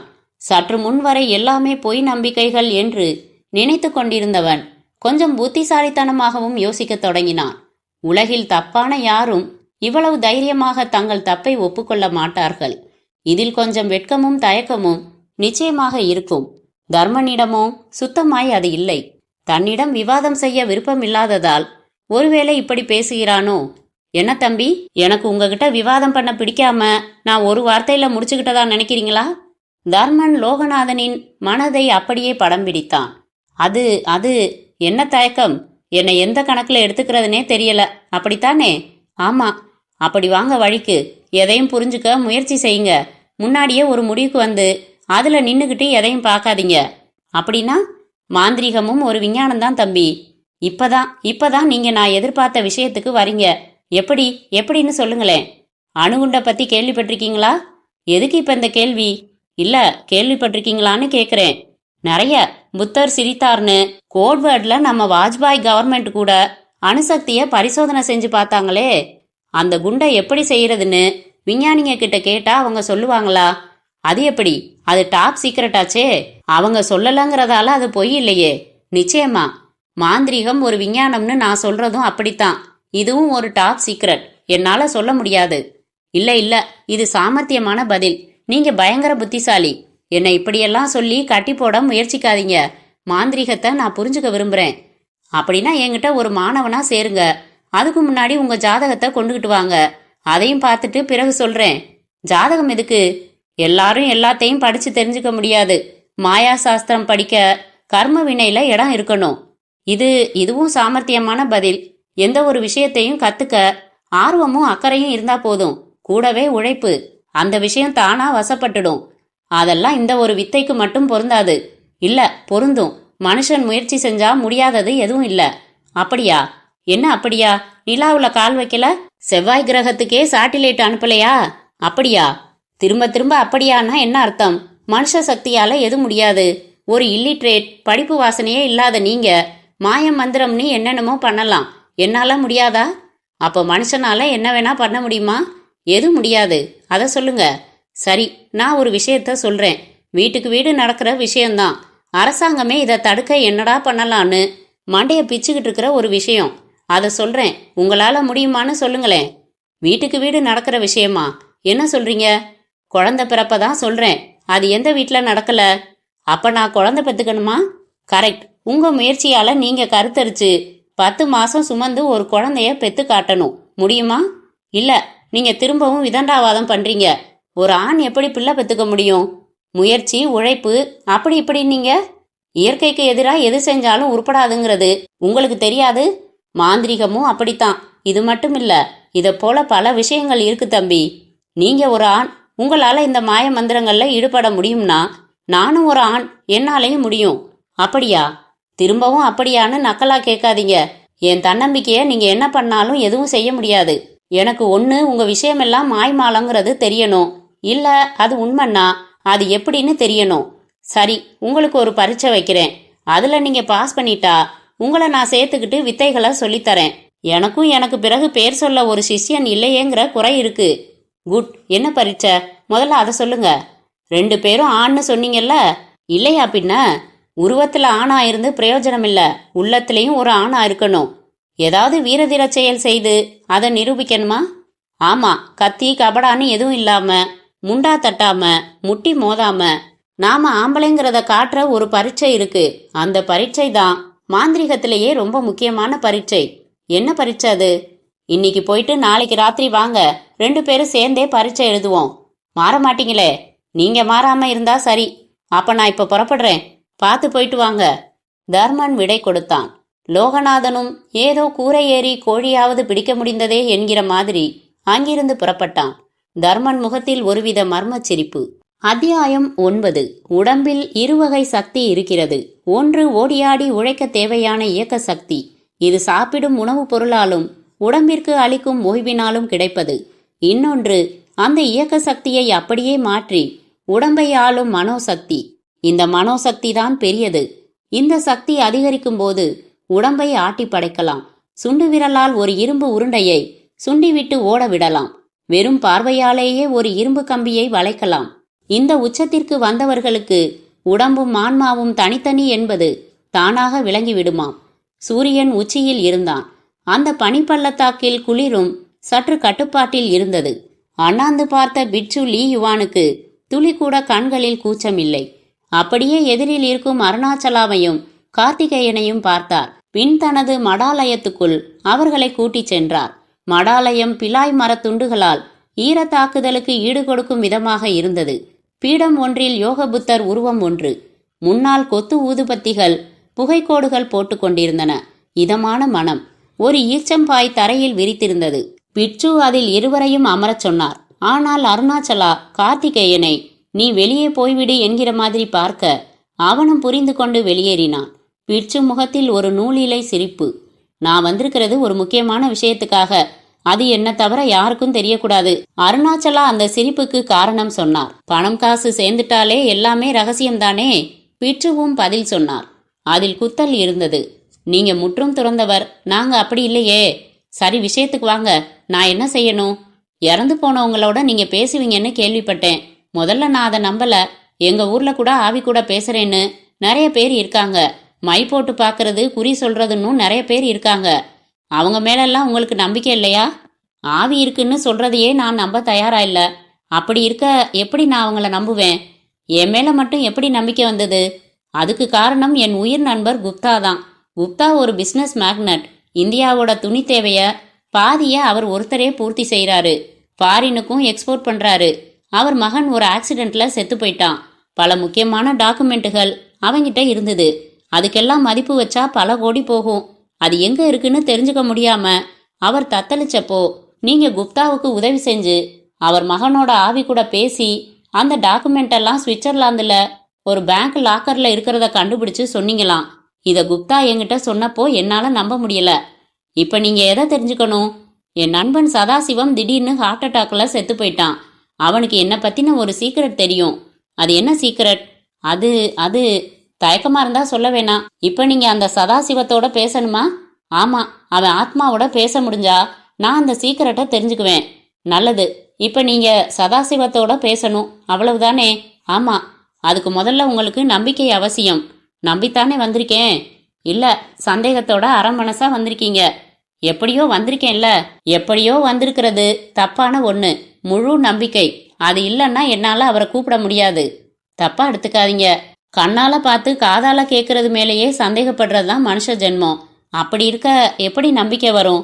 சதாசிவம் ஆத்மா இங்க வந்து என் கண் முன்ன தெரியட்டும், நான் நம்புறேன். அருணாச்சலா உண்மை பேசினார். ஆனால் பிட்சுவோ சிரித்தார். நான் ஒன்னும் தப்பா பேசலையே, என் மனசுல பட்டதா சொல்லியிருக்கேன். குப்தா இப்படியெல்லாம் அவநம்பிக்கையோட பேசல. அதனாலதான் அவர் மகனை அவரால் பார்க்க முடிஞ்சது. அது தெரிஞ்சும் நம்பிக்கை வரலன்னா எப்படி அருணாச்சலா? மன்னிக்கணும். எந்த ஒரு விஷயத்தையும் 100% நம்புறவன் ஜெயிக்க முடியாது. 1%, ஒரே 1%ஆவது எச்சரிக்கையா நம்பாமலும் இருக்கணும். குப்தா கூட தப்பா எதையாவது புரிஞ்சு சொல்லியிருக்கலாம்னு ஒரு சின்ன சந்தேகம் எனக்குள்ள. மீண்டும் சிரித்தார் பிட்சு. மெல்ல எழுந்திருந்து ஒரு இருட்டு அறைக்குள் சென்றார். திரும்பி வந்தபோது அவர் கையில் ஒரு மரப்பெட்டி. அருணாச்சலா எதிரில் அதை திறந்தார். உள்ளே ஒரு தினுசான உலோக விளக்கும் அதில் 8 குழிகளும் இருந்தன. கூடவே ஒரு வெண்பந்து போன்ற கண்ணாடி பந்து. அந்த கண்ணாடி பந்தை அரைக்கோளமாக அப்படியே வெட்டி பிரிக்க முடிந்தது. இப்போது 2 அரைக்கோளங்கள். ஒன்றுக்குள் அந்த 8 குழி விளக்கை வைத்தவர் அதில் வாசனையான ஒருவித எண்ணெயை விட்டு திரி போட்டு திரியின் நுனியை நிமிண்டி விட்டார். பின் வாயருகே கையை கொண்டு சென்று மூடியபடி சிறுட்டென்று நாக்கை நீட்டினார். தீப்பெட்டியை உரசினது போல நாக்கின் நுனியில் ஒரு தீபச்சுடர். அருணாச்சலா வெலவெலத்து விட்டிருந்தார். நாவில் எரியும் தீபச்சுடரை அப்படியே ஆட்காட்டி விரலில் பிடித்த அந்த 8 குழி விளக்கையும் ஏற்றினார். எப்படி நாக்குல நெருப்பு வந்தது? How it is possible? அருணாச்சலாவும் தன் அதிர்வை கேள்வியாக்கினார். பிட்சு பதில் சொல்லவில்லை. விளக்கை பார்த்தார். விளக்கில் 8 தீபச்சுடர்கள். அதை அப்படியே மீதமுள்ள கண்ணாடி கோலத்தால் மூடினார். கண்ணாடி பந்துக்குள் விளக்கின் சுடர்கள் ஒளிவிட்டதில் அந்த கண்ணாடி பந்தே ஒரு ஒளிக்கோலம் போலானது. அந்த இடமே புதிய ஒளியால் மாறிப்போனது. பிட்சு கண்களை மூடி தியானிக்கத் தொடங்கியிருந்தார். அருணாச்சலாவுக்கு ஒன்றும் புரியவில்லை. மொத்தத்தில் இது ஒரு வித்தியாசமான அனுபவம் என்பது மட்டும் அருணாச்சலாவுக்கு புரிந்தது. பிட்சுவின் கை இரண்டும் வரம் கேட்பது போல உயர்ந்திருந்தன. உதட்டில் ஏதோ முணுமுணுப்பு. அது என்ன பாஷை என்றே தெரியவில்லை. நிசப்தத்தில் பிட்சுவின் பிரார்த்தனை மட்டும் தொடர்ந்து கொண்டிருந்தது. வெளியே கார்த்திகேயன் நகத்தை கடித்து கொண்டிருந்தான். மொய்தீன் நெருங்கி வந்து கேட்டான். என்ன சார், நீங்க உள்ள போகலையா? முட்டாள், நான் அவரோட வேலைக்காரன். அவர் வந்திருக்கிறது ஒரு ரகசியமான விஷயத்துக்கு. என்ன கிட்ட விடுவாரா? அப்படி என்ன சார் ரகசியமான விஷயம்? கோடீஸ்வரங்க கிட்ட பல ரகசியங்கள் இருக்கும், எதுவும் யாருக்கும் தெரியாது. ஏன், என் எம்டி மனசுல என்ன இருக்குன்னு அவர் மனைவிக்கே கூட தெரியாது. அந்த ரகசியங்களுக்கும் இந்த பிட்சுவுக்கும் என்ன சம்பந்தம்? மொய்தீன், நீ ஒரு நாள் சம்பளத்துக்கு கார் ஓட்ட வந்தவன். கூட ஒரு 100 ரூபாய் கேளு, தரேன். இப்படி உனக்கு சம்பந்தமில்லாத கேள்விகள் கேட்காத. அதுக்கில்ல சார், அந்த ஷிக்காரா மலைக்குன்று பற்றி, இங்க இருக்கிற சில பிட்சுகள் பத்தி நான் நிறைய கேள்விப்பட்டிருக்கேன். இவங்க பயங்கரமானவங்க. என் எம்டி அதை விட பயங்கரமானவர். அது உனக்கு தெரியாது. சரி, எனக்கு என்ன வந்தது? நீங்க சொன்ன மாதிரி 100 ரூபாய் கூடவே தந்துருங்க. 1000 ரூபாயே தரேன். இப்படி எங்களுக்கு கார் ஓட்டுனதை பத்தியோ இங்க வந்ததை பத்தியோ யாருக்கிட்டையும் மூச்சு விடக்கூடாது. நீ ரொம்ப சந்தோஷம் சார். வெளியே கார்த்திகேயனும் மொய்தீனும் குசுகுசுத்து கொள்ள உள்ளே பிரார்த்தனை தொடர்ந்து கொண்டிருந்தது. அதற்கு ஒரு முடிவு வந்த மாதிரி அந்த கண்ணாடி கோலத்தின் ஒரு பாதி மூடிய நிலையில் இருந்து தானாக கீழே விழுந்தது. அத்தியாயம் 10. தீபச்சுடர்களும் காற்று பட்டது போல சடசடவென்று ஆடின. பிட்சு அதை பார்த்துவிட்டு பரவசமானார். தன் சின்ன கண்களை முடிந்த அளவு அகலமாக்கி, வந்துட்டியா சின், வந்துட்டியா என்றார். சடார் என்று அருணாச்சலா பக்கம் திரும்பி, அருணாச்சலா, அந்த செத்துப்போன சதாசிவம் போட்டோ இருக்கா என்று கேட்டார். இல்ல, திடீர்னு கேட்டா அவர் போட்டோவுக்கு நான் எங்கே போவேன்? சரி, அவர் சம்பந்தமான ஏதாவது ஒரு பொருள் இருக்கா? அருணாச்சலா உடனே தன் சட்டை பாக்கெட்டில் இருந்து ஒரு பார்க்கர் பேனாவை எடுத்து, இது அவர் எனக்கு பிரசன்ட் பண்ணின பேனா என்றபடியே கொடுத்தார். சந்தோஷம், கொண்டாங்க. வாங்கி கொண்ட பிட்சு மலமளவென்று ஒரு நோட்டை எடுத்து வந்து அதை அருணாச்சலாவிடம் கொடுத்து, இதுல நீங்க கேட்க நினைக்கிறத எழுதுங்க, எழுதிட்டு நோட்டை மூடி வச்சிடுங்க, மற்றத சின் பார்த்துப்பார். அது யார் சின்? சின் ஒரு மகா யோகி. சமாதியான பிறகும் எங்களுக்கு உதவிக்கிட்டு இருக்கிறவரு. அவர் போய் உங்க சதாசிவத்தோட ஆன்மாவை கூட்டிகிட்டு வந்து உங்க கேள்விக்கு பதில் சொல்ல வைப்பாரு. எப்படி? இந்த நோட்ல முதல்ல கேள்விகளை எழுதுங்க, கீழே உங்க நண்பரே வந்து பதிலை எழுதி காட்டுவாரு. நிஜமாவா? சீக்கிரம், விளக்கு அணையிறதுக்குள்ள எழுதுங்க. அடிக்கடி சின்ன கூப்பிடுறதும் நல்லதில்ல. சீக்கிரம். விளக்கு அணைஞ்சிட்டா திரும்ப சின்ன 10-15 நாளைக்கு கூப்பிட முடியாது. அப்படி ஒரு சக்தியா இந்த விளக்குக்கு? ஆமா, இதை கொண்டு யார் வழிபாடு செஞ்சாலும் சின்னோட ஆத்மா வந்து உதவும். சீக்கிரம், உங்க கோரிக்கைய விலாவாரியா எழுதுங்க. பிட்சு தூண்ட அருணாச்சலாவும் மலமளவென்று முதலில் ஆங்கிலத்திலும் பிறகு அந்த பிட்சுவுக்கு புரிந்தாலும் புரிந்துவிடும் என்று தமிழிலும் எழுதத் தொடங்கினார். உயிர் நண்பர் சதாசிவத்துக்கு, எப்படி இருக்கிறீர்கள்? உங்கள் மரணம் எனக்கு பெரிய இழப்பு. ஒரு நாள் கூடுதலாக நீங்கள் உயிரோடு இருந்திருந்தாலும் என் வாரிசு யார் என்பது தெரிந்து போயிருக்கும். முறைப்படி நான் திருமணம் செய்து கொண்ட அமிர்தத்துக்கும் எனக்கும் குழந்தையே பிறக்காது என்பது உங்களுக்கும் தெரியும். இந்த நிலையில் சிறுவயதில் என்னால் கெடுக்கப்பட்டு பின் என்னால் கைவிடப்பட்ட மாயவரம் வனஜா கருக்கலைப்பு செய்யாமல் ஒரு ஆண் குழந்தையை பெற்று போட்டுவிட்டு இறந்துவிட்டதாக கூறிய நீங்கள், அந்த குழந்தை யார், எங்கே இருக்கிறது என்பதை மட்டும் இறுதி வரை சொல்லவே இல்லை. எனது பல கோடி சொத்தும் வாரிசு இல்லாத நிலையில் கட்டி காக்கப்பட முடியாமல் போய்விடுமோ என்று அச்சமாக உள்ளது. என் மகன் இருக்கும் இடம் உங்களுக்கு மட்டுமே தெரியும். நாளை கூறுகிறேன் என்று சொல்லிவிட்டு முதல் நாளே மாரடைப்பிலும் இறந்து போய்விட்டீர்கள். நான் இப்பொழுது தவித்தபடி இருக்கிறேன். என் மகன் யார், எங்கே இருக்கிறான் தெரிவியுங்கள். அவனை நான் தத்து எடுத்துக்கொள்வது போல என் மகனாக்கிக் கொள்கிறேன். எனக்கென்று இரத்தமும் சதையுமாக ஒரு வாரிசு இருக்கும்போது யாரையோ தத்து எடுத்துக்கொள்வதில் எனக்கு உடன்பாடில்லை. அவசியம் எனக்கு உதவவும். இப்படிக்கு உங்கள் அருமை நண்பன் அருணாச்சலா. ஒரு கடிதம் போலவே எழுதிய அருணாச்சலா அந்த நோட்டையும் மூடினார். பார்த்து கொண்டே இருந்த பிட்சு, சரி, நாம இப்ப ஒரு 10 நிமிஷம் கண்களை மூடிப்போம். சின் உங்க நண்பரோட ஆத்மாவை கூட்டிட்டு வந்து இந்த நோட்டுல பதில எழுதி காட்டுவாரு. அதை எந்த காரணம் கொண்டும் நாம பார்க்க கூடாது. அப்படி பார்த்தா அது பெரிய ஆபத்து. பார்க்கறவங்களுக்கு கண் பார்வையும் போயிடலாம். எச்சரிக்கை, கண்களை மூடிக்கங்க என்றார். அருணாச்சலாவும் கண்களை மூடிக்கொண்டார். 1, 2, 3, 4, 5, 6, 7, 8, 9, 10, 11. 11வது நிமிடத்தில் நிச்சயம் 10 நிமிடம் ஆகியிருக்கும் என்கிற அனுமானத்தோடு கண்களை திறந்த அருணாச்சலா கைக்கடிகாரத்தை பார்த்தார்.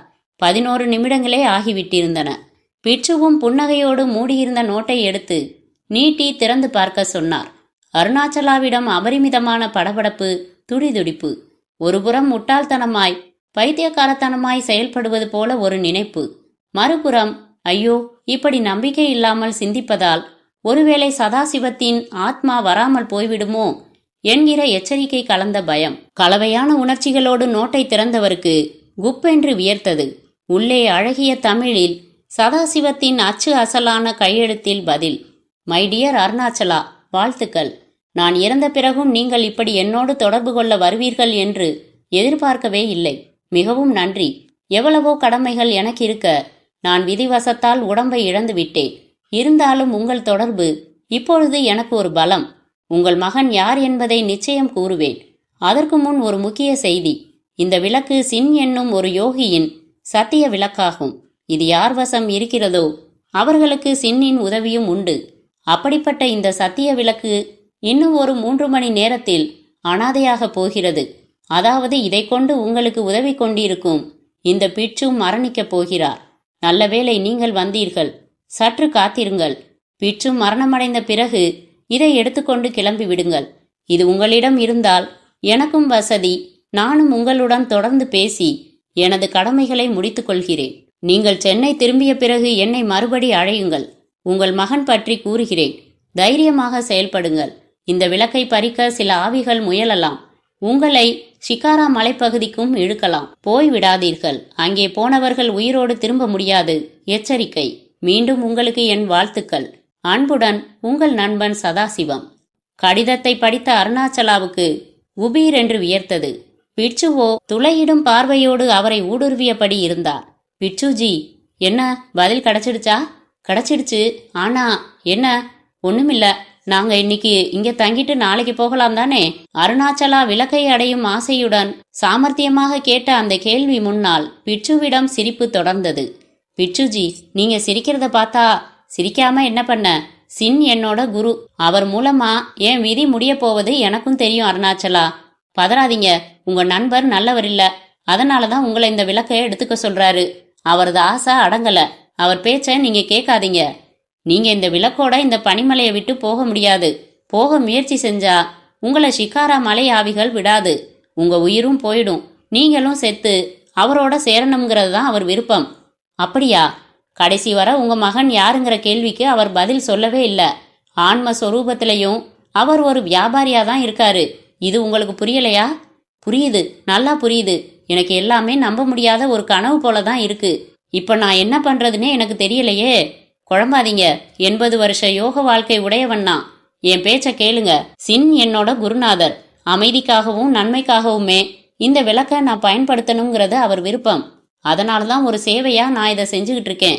உங்களை போன்ற கோடீஸ்வரங்க மரணத்துக்கு பிறகு என்னவாவோங்கிறது தெரியாதால பணம் சேர்க்கிற ஆசையில நிறைய பாவங்களை செஞ்சிடுறீங்க.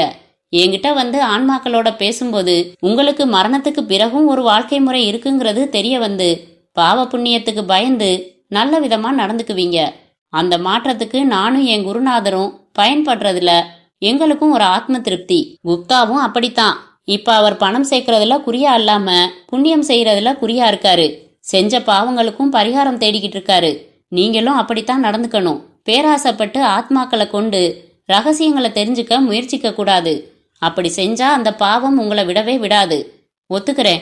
என் நண்பர் பேச்சே அவர் எப்படிப்பட்டவருங்கிறத சொல்லாம சொல்லிடுச்சு. நானும் நீங்க சொல்றபடியே நடந்துக்கிறேன். எனக்கு ஒரே ஒரு உதவி மட்டும் செய்ய முடியுமா? என்ன? என் மகன் யார், எங்க இருக்காங்கிறது எனக்கு தெரிஞ்சா போதும். இத கூட நான் செஞ்ச பாவத்துக்கான பரிகாரமா தான் கேக்குறேன். அந்த பாவம் தான் எனக்கு ஒரு மகன் இருந்தும் என்ன அனாதையா தவிக்க விட்டுக்கிட்டு இருக்கு. கவலைப்படாதீங்க. என் குருநாதர் அதுக்கு உங்களுக்கு உதவி செய்வாரு. இப்பவே அவர்கிட்ட கேட்டு சொல்லுங்களேன். அப்படியே ஆகட்டும். நீங்க கொஞ்சம் வெளியே போய் காத்திருங்க.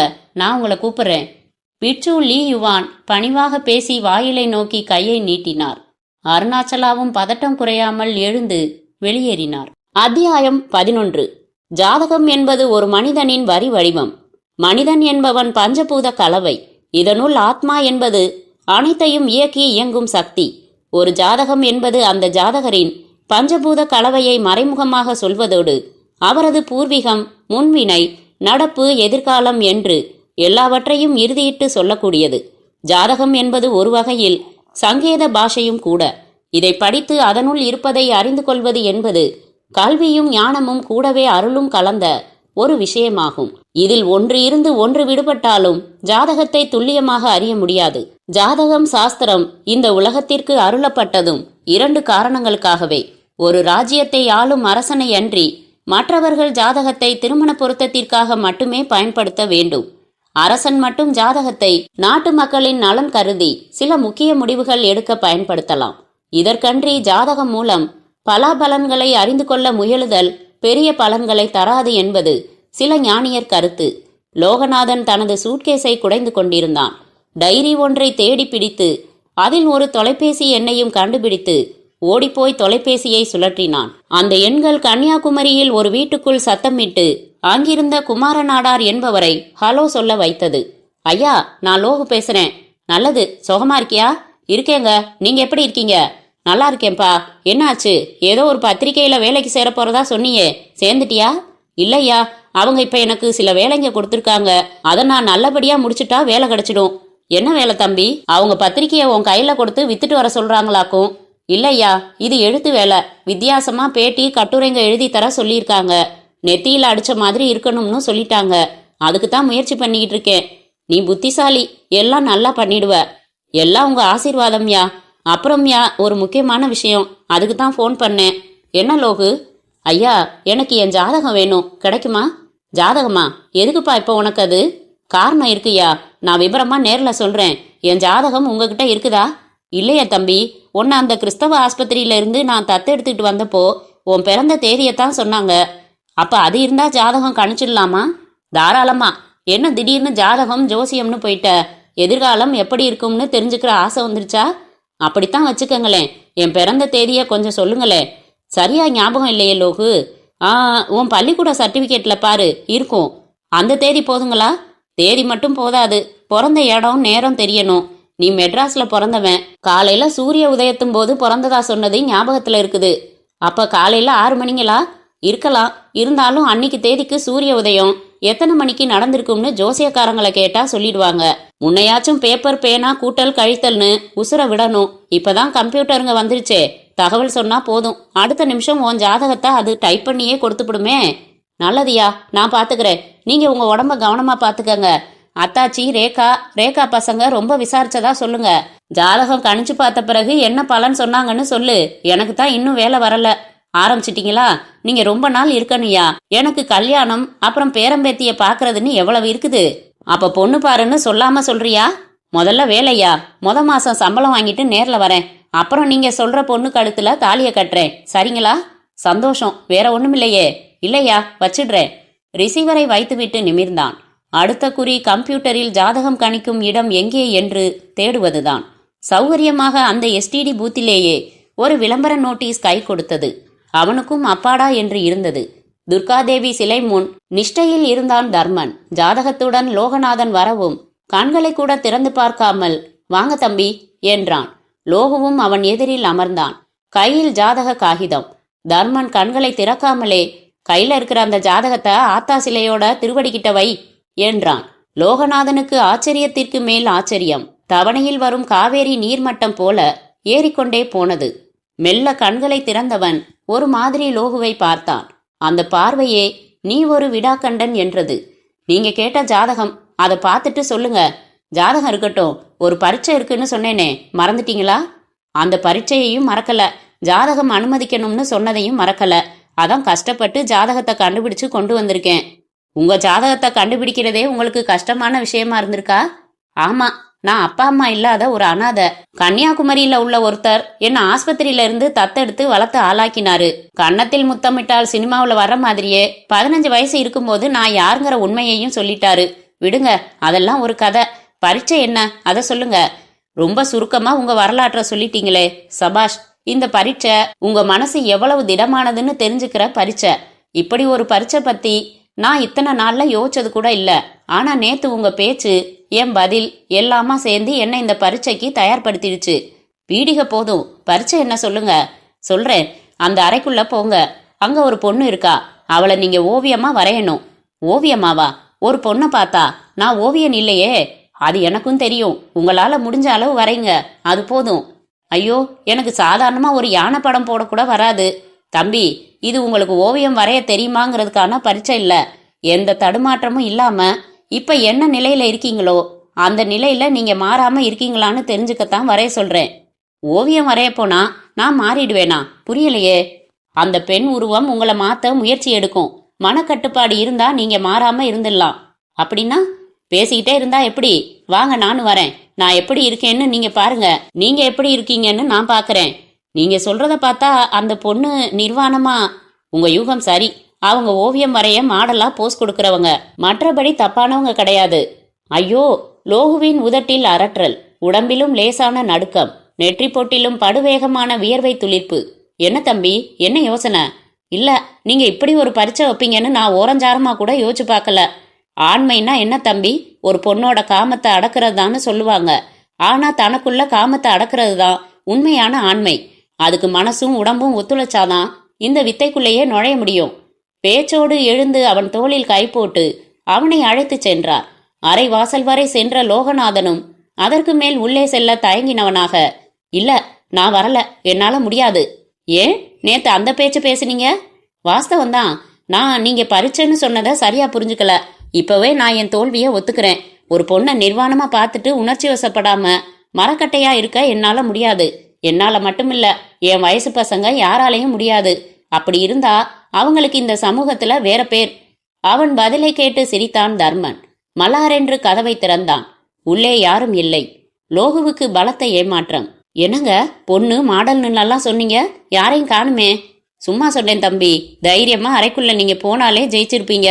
நான்லாம் எட்டிக்காய தினம் அரைச்சு கொஞ்சம் கொஞ்சமா சாப்பிட்டு கலிதத்தை கல்லாக்கிட்டவன். அதனாலதான் என்னாலேயே காமத்தை ஜெயிக்க முடிஞ்சது. இப்ப புரியுதா எல்லாத்தையும் எல்லாராலையும் பண்ண முடியாதுங்கிறது? தர்மனின் கேள்வி முன் லோகநாதனின் தலை கொஞ்சம் போல குனிந்தது. மந்திர சாஸ்திரம் ஒரு சமுத்திரம், அதுவும் சுறாவும் திமிங்கலமும் நீந்திர சமுத்திரம்.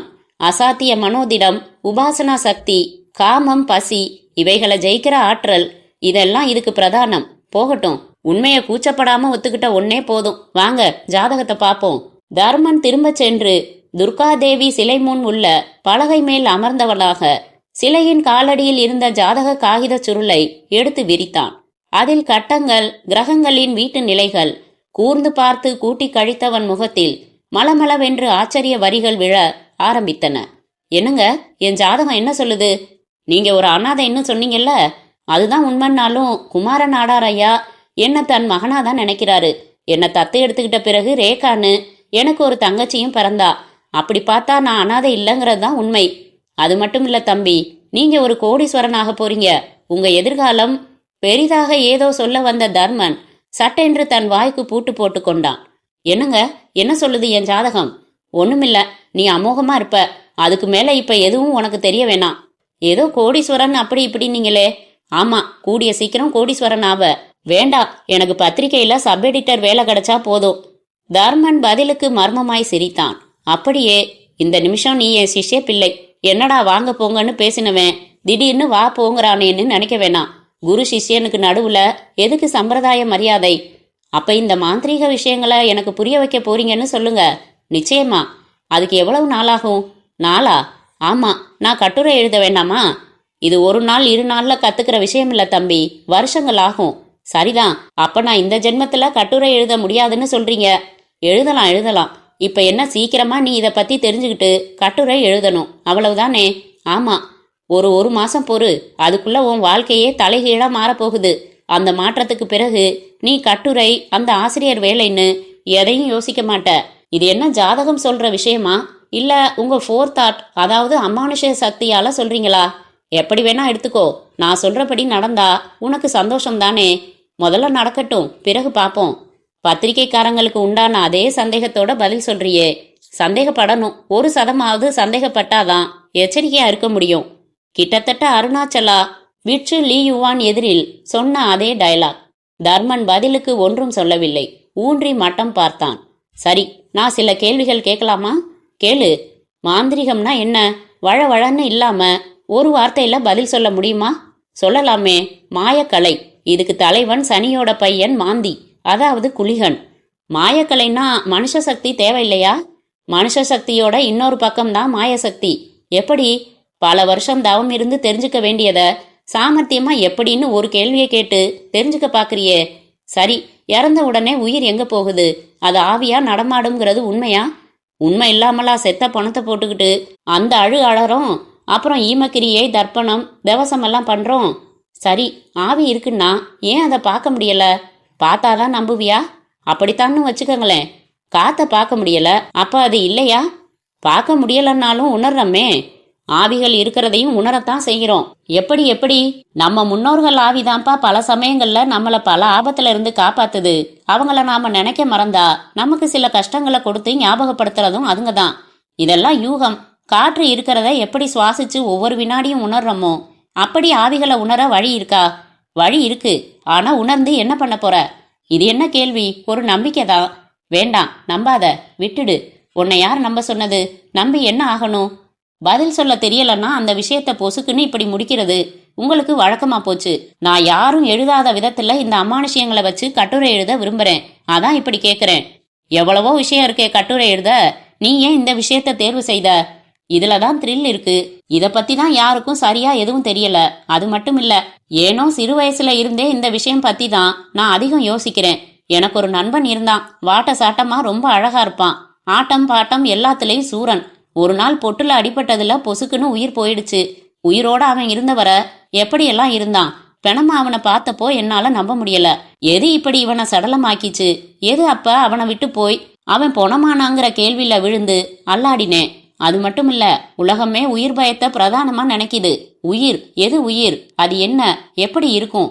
அதை தெரிஞ்சுக்கிட்டே ஆகணுங்கிற வெறி இந்த நிமிஷமும் எனக்கு குறையல. இப்படியே இரு, கூடிய சீக்கிரம் தெரிஞ்சுப்ப. எல்லாருக்கும் இப்படி தாக்கம் ஏற்படுறதில்ல. கோடி பேர்ல ஒரு புத்தர் தான் கிட்டத்தட்ட ஒன்ன மாதிரி யோசிச்சவரு. ஆனா அவருக்கு உண்மை தெரிஞ்சப்ப அவர் மௌனமாயிட்டாரு. இப்ப இது போதும், என்னை பார்க்க ஆட்கள் வர ஆரம்பிச்சிட்டாங்க பார். தர்மன் பேச்சோடு வெளியே காட்டினான். திண்ணையில் சிலர். லோகநாதனுக்கும் அதற்கு மேல் கேள்வி கேட்க தோன்றவில்லை. நகர்ந்தான். தர்மன் திரும்பவும் அவன் ஜாதகத்தை கையில் எடுத்தான். அதை பார்த்துவிட்டு நிமிர்ந்து துர்காதேவி சிலையை பார்த்தவன், தாயே, என் பூஜைக்கு வரமாத்தான் நீ இவனை அனுப்பியிருக்கியா? உன் கருணையே கருணை என்று முணுமுணுத்தான். ஒதுங்கி நின்றபடி இருந்த தர்மனின் உதவியாளனுக்கு மட்டும் அது ஆச்சரியமாக இருந்தது. அத்தியாயம் 12. இந்த பிரபஞ்சத்தில் ஒவ்வொரு செயலுக்கும் ஒரு விளைவு உண்டு. சாதாரண ஒரு கைத்தட்டும் விஷயம் கூட அதிர்வலையாக மாறி வெளியில் கலந்து காற்றை பாதித்து மேகம் வரை சென்று பெய்யும் மழை நீரை தொட்டு முடிகிறது. காரணமில்லாமல் ஒற்றை புல் கூட பூமி தரையில் வளர்வதில்லை. பூமி ஒருவித சாய்மானத்தோடு இருப்பதில் இருந்து அது சுழல்வது வரை அனைத்தின் பின்னாலும் ஒரு திட்டமிடப்பட்ட கச்சிதமான இயக்க சக்தி ஒளிந்துள்ளது. காத்து கொண்டிருந்த அருணாச்சலாவிற்கு பொறுமையே போய்விட்டது. கார்த்திகேயன் கூட கிட்டே வந்து கேட்டான், என்ன சார், வந்த வேலை முடிஞ்சிடுச்சா? ஏன் உங்களையும் வெளியே போக சொல்லிட்டாரு அந்த பிச்சு? தெரியல கார்த்தி, கூப்பிடுறேன்னு சொன்னாரு. கூப்பிடல. நான் வேணா பாக்கட்டுமா? வேணாம், அவரே கூப்பிடட்டும். வந்த காரியம் சக்சஸா சார்? ஆர்வம் தாளாமல் கார்த்தி கேட்கவும் ஒரு சின்ன முறைப்பு அருணாச்சலாவிடம். Sorry sir. அவன் சாரி சொல்லி சற்று விலக கதவை திறந்து கொண்டு பிச்சு அருணாச்சலாவை கூப்பிட்டார். அருணாச்சலாவும் ஆர்வமாக உள்ளே நுழைந்தார். மிஸ்டர் அருணாச்சலா, உங்க கோரிக்கைக்கு என் குருநாதர் பதில் சொல்லிட்டாரு. கூடிய சீக்கிரம் உங்க மகனே உங்களை தேடி வருவான். கவலைப்பட வேணாம். வருவான்னா எப்படி? அவன் என் மகன் தான்னு நான் எப்படி தெரிஞ்சுக்கிறது? இந்த விளக்கோட யார் உங்களை பாக்குறாங்களோ அவன் தான் உங்க மகனா? இந்த விளக்கோடையா? எப்படி? இதே விளக்குதான். இந்த சத்திய விளக்கு மூலமா அவரே உங்க மகனை அடையாளம் காட்டுறதா சொன்னாரு. ஆனா அதே சமயம் நீங்க ஒரு சத்தியம் செய்யணும். என்ன? எந்த காரணத்தை கொண்டும் நீங்க இதை பயன்படுத்தி எந்த ஆன்மாக்களையும் கூப்பிடக்கூடாது. ஏன்? என் குருநாதர் விருப்பத்தை சொல்லிட்டேன். அதுக்கான உறுதிமொழியை நீங்க தந்தா அவர் உங்களுக்கு உங்க மகனை அடையாளம் காட்டுவாராம். நீங்க சொல்லுங்க, என்ன சொல்ல வரீங்க? இதை நான் நம்பலாமா? நிச்சயமா. இந்த விளக்க நீங்க கொண்டு போயிடக்கூடாதுங்கிற எண்ணத்துல நான் இதை சொல்லல. நீங்க உயிரோட திரும்பணும், உங்க மகனோட சேரணும். விளக்கும் தவறா பயன்படக்கூடாது. அந்த ஆதங்கத்துலதான் சொல்றேன். பிட்சுவின் பதிலை தொடர்ந்து அருணாச்சலாவிடம் அடப்பமான மௌனம்.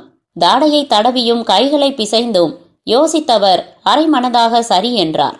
இப்ப சம்மதிச்சுட்டு நீங்க அப்புறமா மனசு மாறினா அது ஆபத்தாயிடும். எச்சரிக்கை. இல்ல, நான் மாற மாட்டேன். எனக்கு என் மகன் யாருன்னு தெரிஞ்சா போதும். அப்ப இந்த விளக்கு மேலேயே சத்தியம் பண்ணுங்க. பிட்சு சத்தியம் கேட்க அருணாச்சலாக்காரம் நடுக்கத்துடன் நீண்டு அந்த விளக்கின் மேல் அமர்ந்தது. நல்லது, நீங்க புறப்படுங்க. வழியில ஒரு மிலிட்ரி மேஜர் வழிமறிச்சு உங்க கார்ல இடம் கேட்பாரு. காரை நிறுத்தாம கொண்டு போயிடுங்க. ஏன்? ஒரு 10 நாள் அவர் அப்படித்தான் அலைஞ்சாகணும். அது அவர் தலையெழுத்து. சொன்னதை செய்யுங்க. சரி, இந்த விளக்க குறைஞ்சபட்சம் நான் பூஜிக்கலாமா? தாராளமா, அப்படித்தான் செய்யணும். விடாம துரத்துற உங்க பாவங்களுக்கு அதுதான் பரிகாரம். அப்ப நான் வரேன். வணக்கம். என் பரிபூர்ண ஆசிகள். இனி ஒவ்வொரு நாளும் உங்க வரையில புண்ணிய தினங்களாகட்டும். நீங்க உங்க உங்க மரணம் அது என் பாடு. இங்கே நான் சமாதி ஆயிடுவேன். பிட்சுவின் பதில், அவர் நிதானமாக சொன்ன விதம் எல்லாமே அருணாச்சலாவை என்னென்னவோ செய்தது. கம்பெனியில் வெள்ளிக்கிழமைகளில் பூஜை போடுவார்கள்.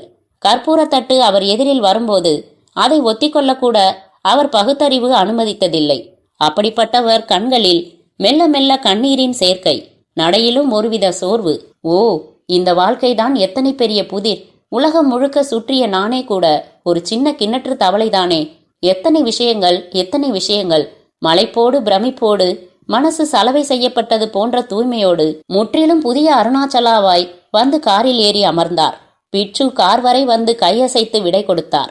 இன்னும் சில நிமிடங்களில் அல்லது மணிகளில் செத்து விடுவோம் என்று தெரிந்தும் என்ன ஒரு திட சித்தம்! என்னால் முடியுமா?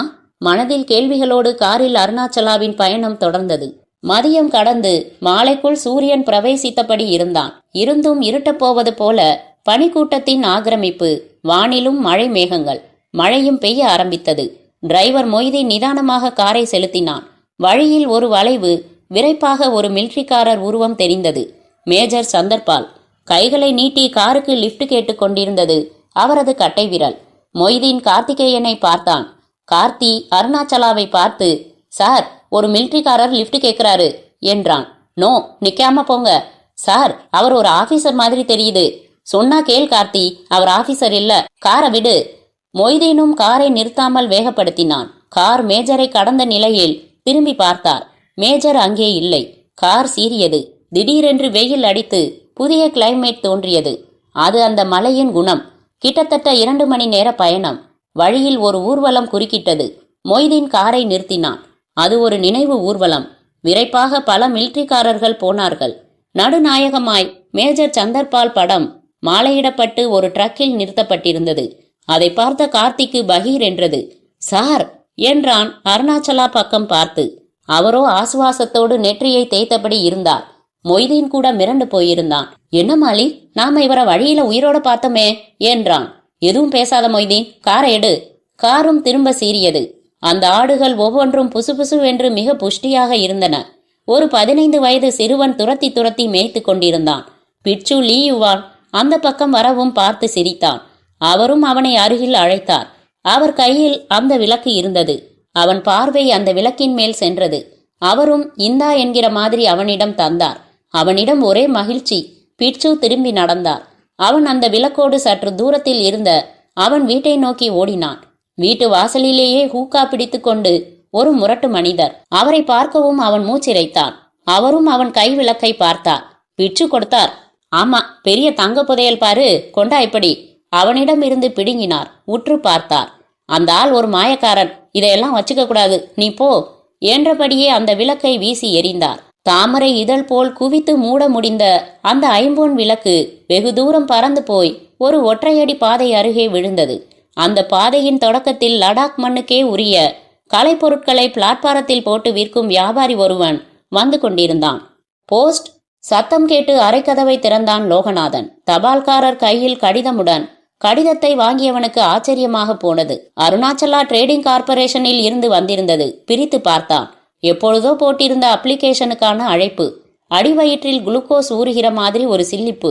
பத்திரிகையாளனாக வேண்டும் என்று நினைத்து கொண்டிருக்கும் போது பாதையை மாற்றி என்கிற மாதிரி படபடத்தது அந்த கடிதம். அக்கவுண்ட்ஸ் ஆபீசர் வேலை. சம்பளம், படி, சலுகைகள் எல்லாம் 4 இலக்கத்தை தாண்டி போனது.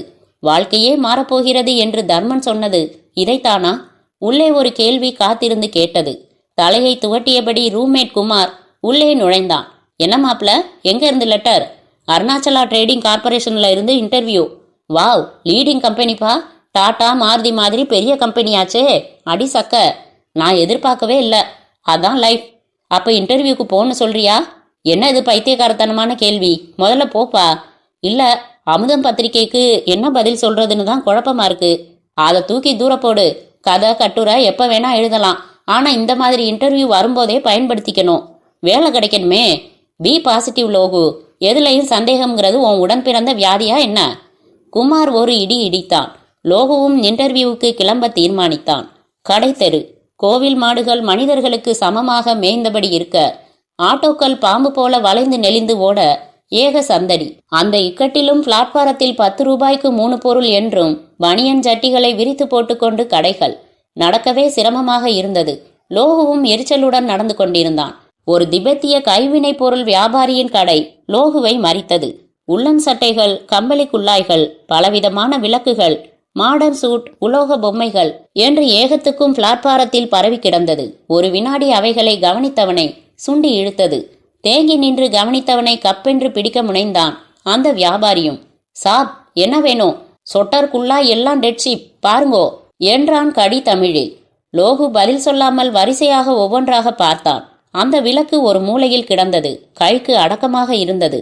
சட்டென்று அதை எடுத்த வியாபாரி மளமளவென்று அதன் குழிகளை மூடிக்கொண்டிருந்த இதழ்களை விரித்தான். சின்ன விஷயம், ஆனால் அதீத வேலைத்திறன். சாப், இது பிட்சூஸ் பூஜா லேம்ப், நல்லா இருக்கும். அட்ட டைம்ல 8 திரி போட்டு எரிக்கலாம். டெட் சீப் சார், வாங்குங்கோ என்றான். விலை எவ்வளவு? ஜஸ்ட் 200. 200 ரூபாயா?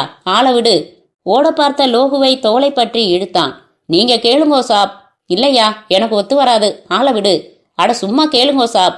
50 ரூபா தருவியா? அவன் உடனேயே 100 ரூபீஸ் தாங்கோ சார் என்றான். 50க்கு மேல நயா பைசா தரமாட்டேன். ஒரு 90யாவது தாங்கோ சார். அதான் சொன்னேன் ஒத்து வராதுன்னு, ஆளை விடு. சாப் சாப். அவன் விடவில்லை. அருணாச்சலா ட்ரேடிங் கார்ப்பரேஷன் குப்தா வந்திருந்தார். தடபுடலான வரவேற்பில் அகமகிழ்ந்து பேசிக் கொண்டிருந்தார். இப்ப நினைச்சாலும் ஒரு கனவு மாதிரி இருக்கு குப்தா, எனக்கு என்ன சொல்றதுன்னே தெரியல என்று லேவில் பிட்சுவுடன் நேரிட்ட அனுபவத்தை அசை போட்டார் அருணாச்சலா. எதுக்கு போனீங்களோ அது முடிஞ்சுதா? இது குப்தாவின் கேள்வி. இல்ல குப்தா, இனிதான் முடியணும்.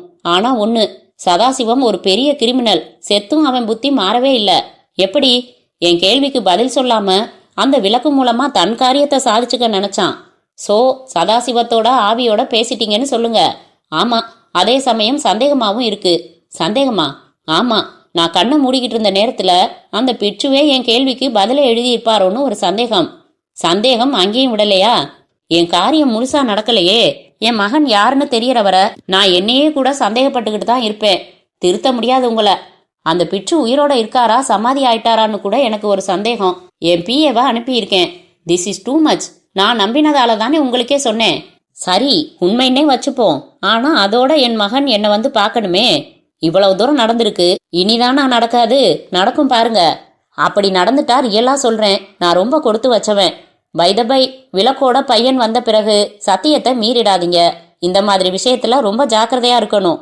இல்ல குப்தா, நான் ஒரே ஒரு தடவை மீறுவேன்னு மனசுல நினைச்சுக்கிட்டு தான் சத்தியம் செஞ்சிருக்கேன். இது அந்த பிட்சுவுக்கு கூட தெரியாது. அட பாவி மனுஷா. ஆமா, என் சொத்துக்கு ஆசைப்பட்டு அந்த பிட்சு குரூப்பே யாரையாவது விளக்கோட அனுப்பிட்டா என்ன பண்றது? அதனால அதை கொண்டு என் இறந்து போயிட்ட வனஜாவையே அந்த விளக்கு மூலமா கூப்பிட போறேன். அவ வந்து சொல்லணும் விளக்கோட வந்திருக்கிறது என் மகன்தான்னு. That's all. அப்புறமா நான் அதை நிச்சயமா வேற எதுக்கும் பயன்படுத்த மாட்டேன். அருணாச்சலா சிகரெட்டை புகைத்தபடி சொன்னதில் குப்தாவிடம் ஏராள அதிர்ச்சி. அதே சமயம் ஜிஎம் ஸ்ரீதரன் உள்ளே நுழைந்தார். என்ன Sridharan? Sorry for the interruption sir. இன்டர்வியூக்கு வந்த 300 சொச்சம் பேர்ல நமக்கு தேவையான 11 பேரை செலக்ட் பண்ணிட்டோம். அப்பாயின்மெண்ட் ஆர்டரும் ரெடி. அவங்கள நீங்களே பார்த்து ஆர்டரை கொடுத்தா அவங்களும் ரிச்சா ஃபீல் பண்ணுவாங்க. வெயிட் பண்ணுங்க, வந்துடுறேன். அருணாச்சலா குப்தாவை பார்த்தார். அப்ப நான் புறப்படுறேன். நல்லது, நானும் எல்லாம் நல்லபடியா நடந்த பிறகு ஃபோன் பண்றேன். பார்த்து, எனக்கு என்னவோ நீங்க ஜாக்கிரதையா இருக்கிறது நல்லதுன்னு தோணுது. அதுல எப்பவுமே நான் யமன் குப்தா. உங்க ஒய்ஃப் கிட்ட பேசிட்டீங்களா? No, never. முதல்ல பையன் வரட்டும். Okay, all the best. Gupta கை குலுக்கி விட்டு கிளம்பினார். அருணாச்சலாவும் தன் அறையில் இருந்து அந்த அலுவலகத்தில் கான்ஃபரன்ஸ் ஹால் நோக்கி நடந்தார்.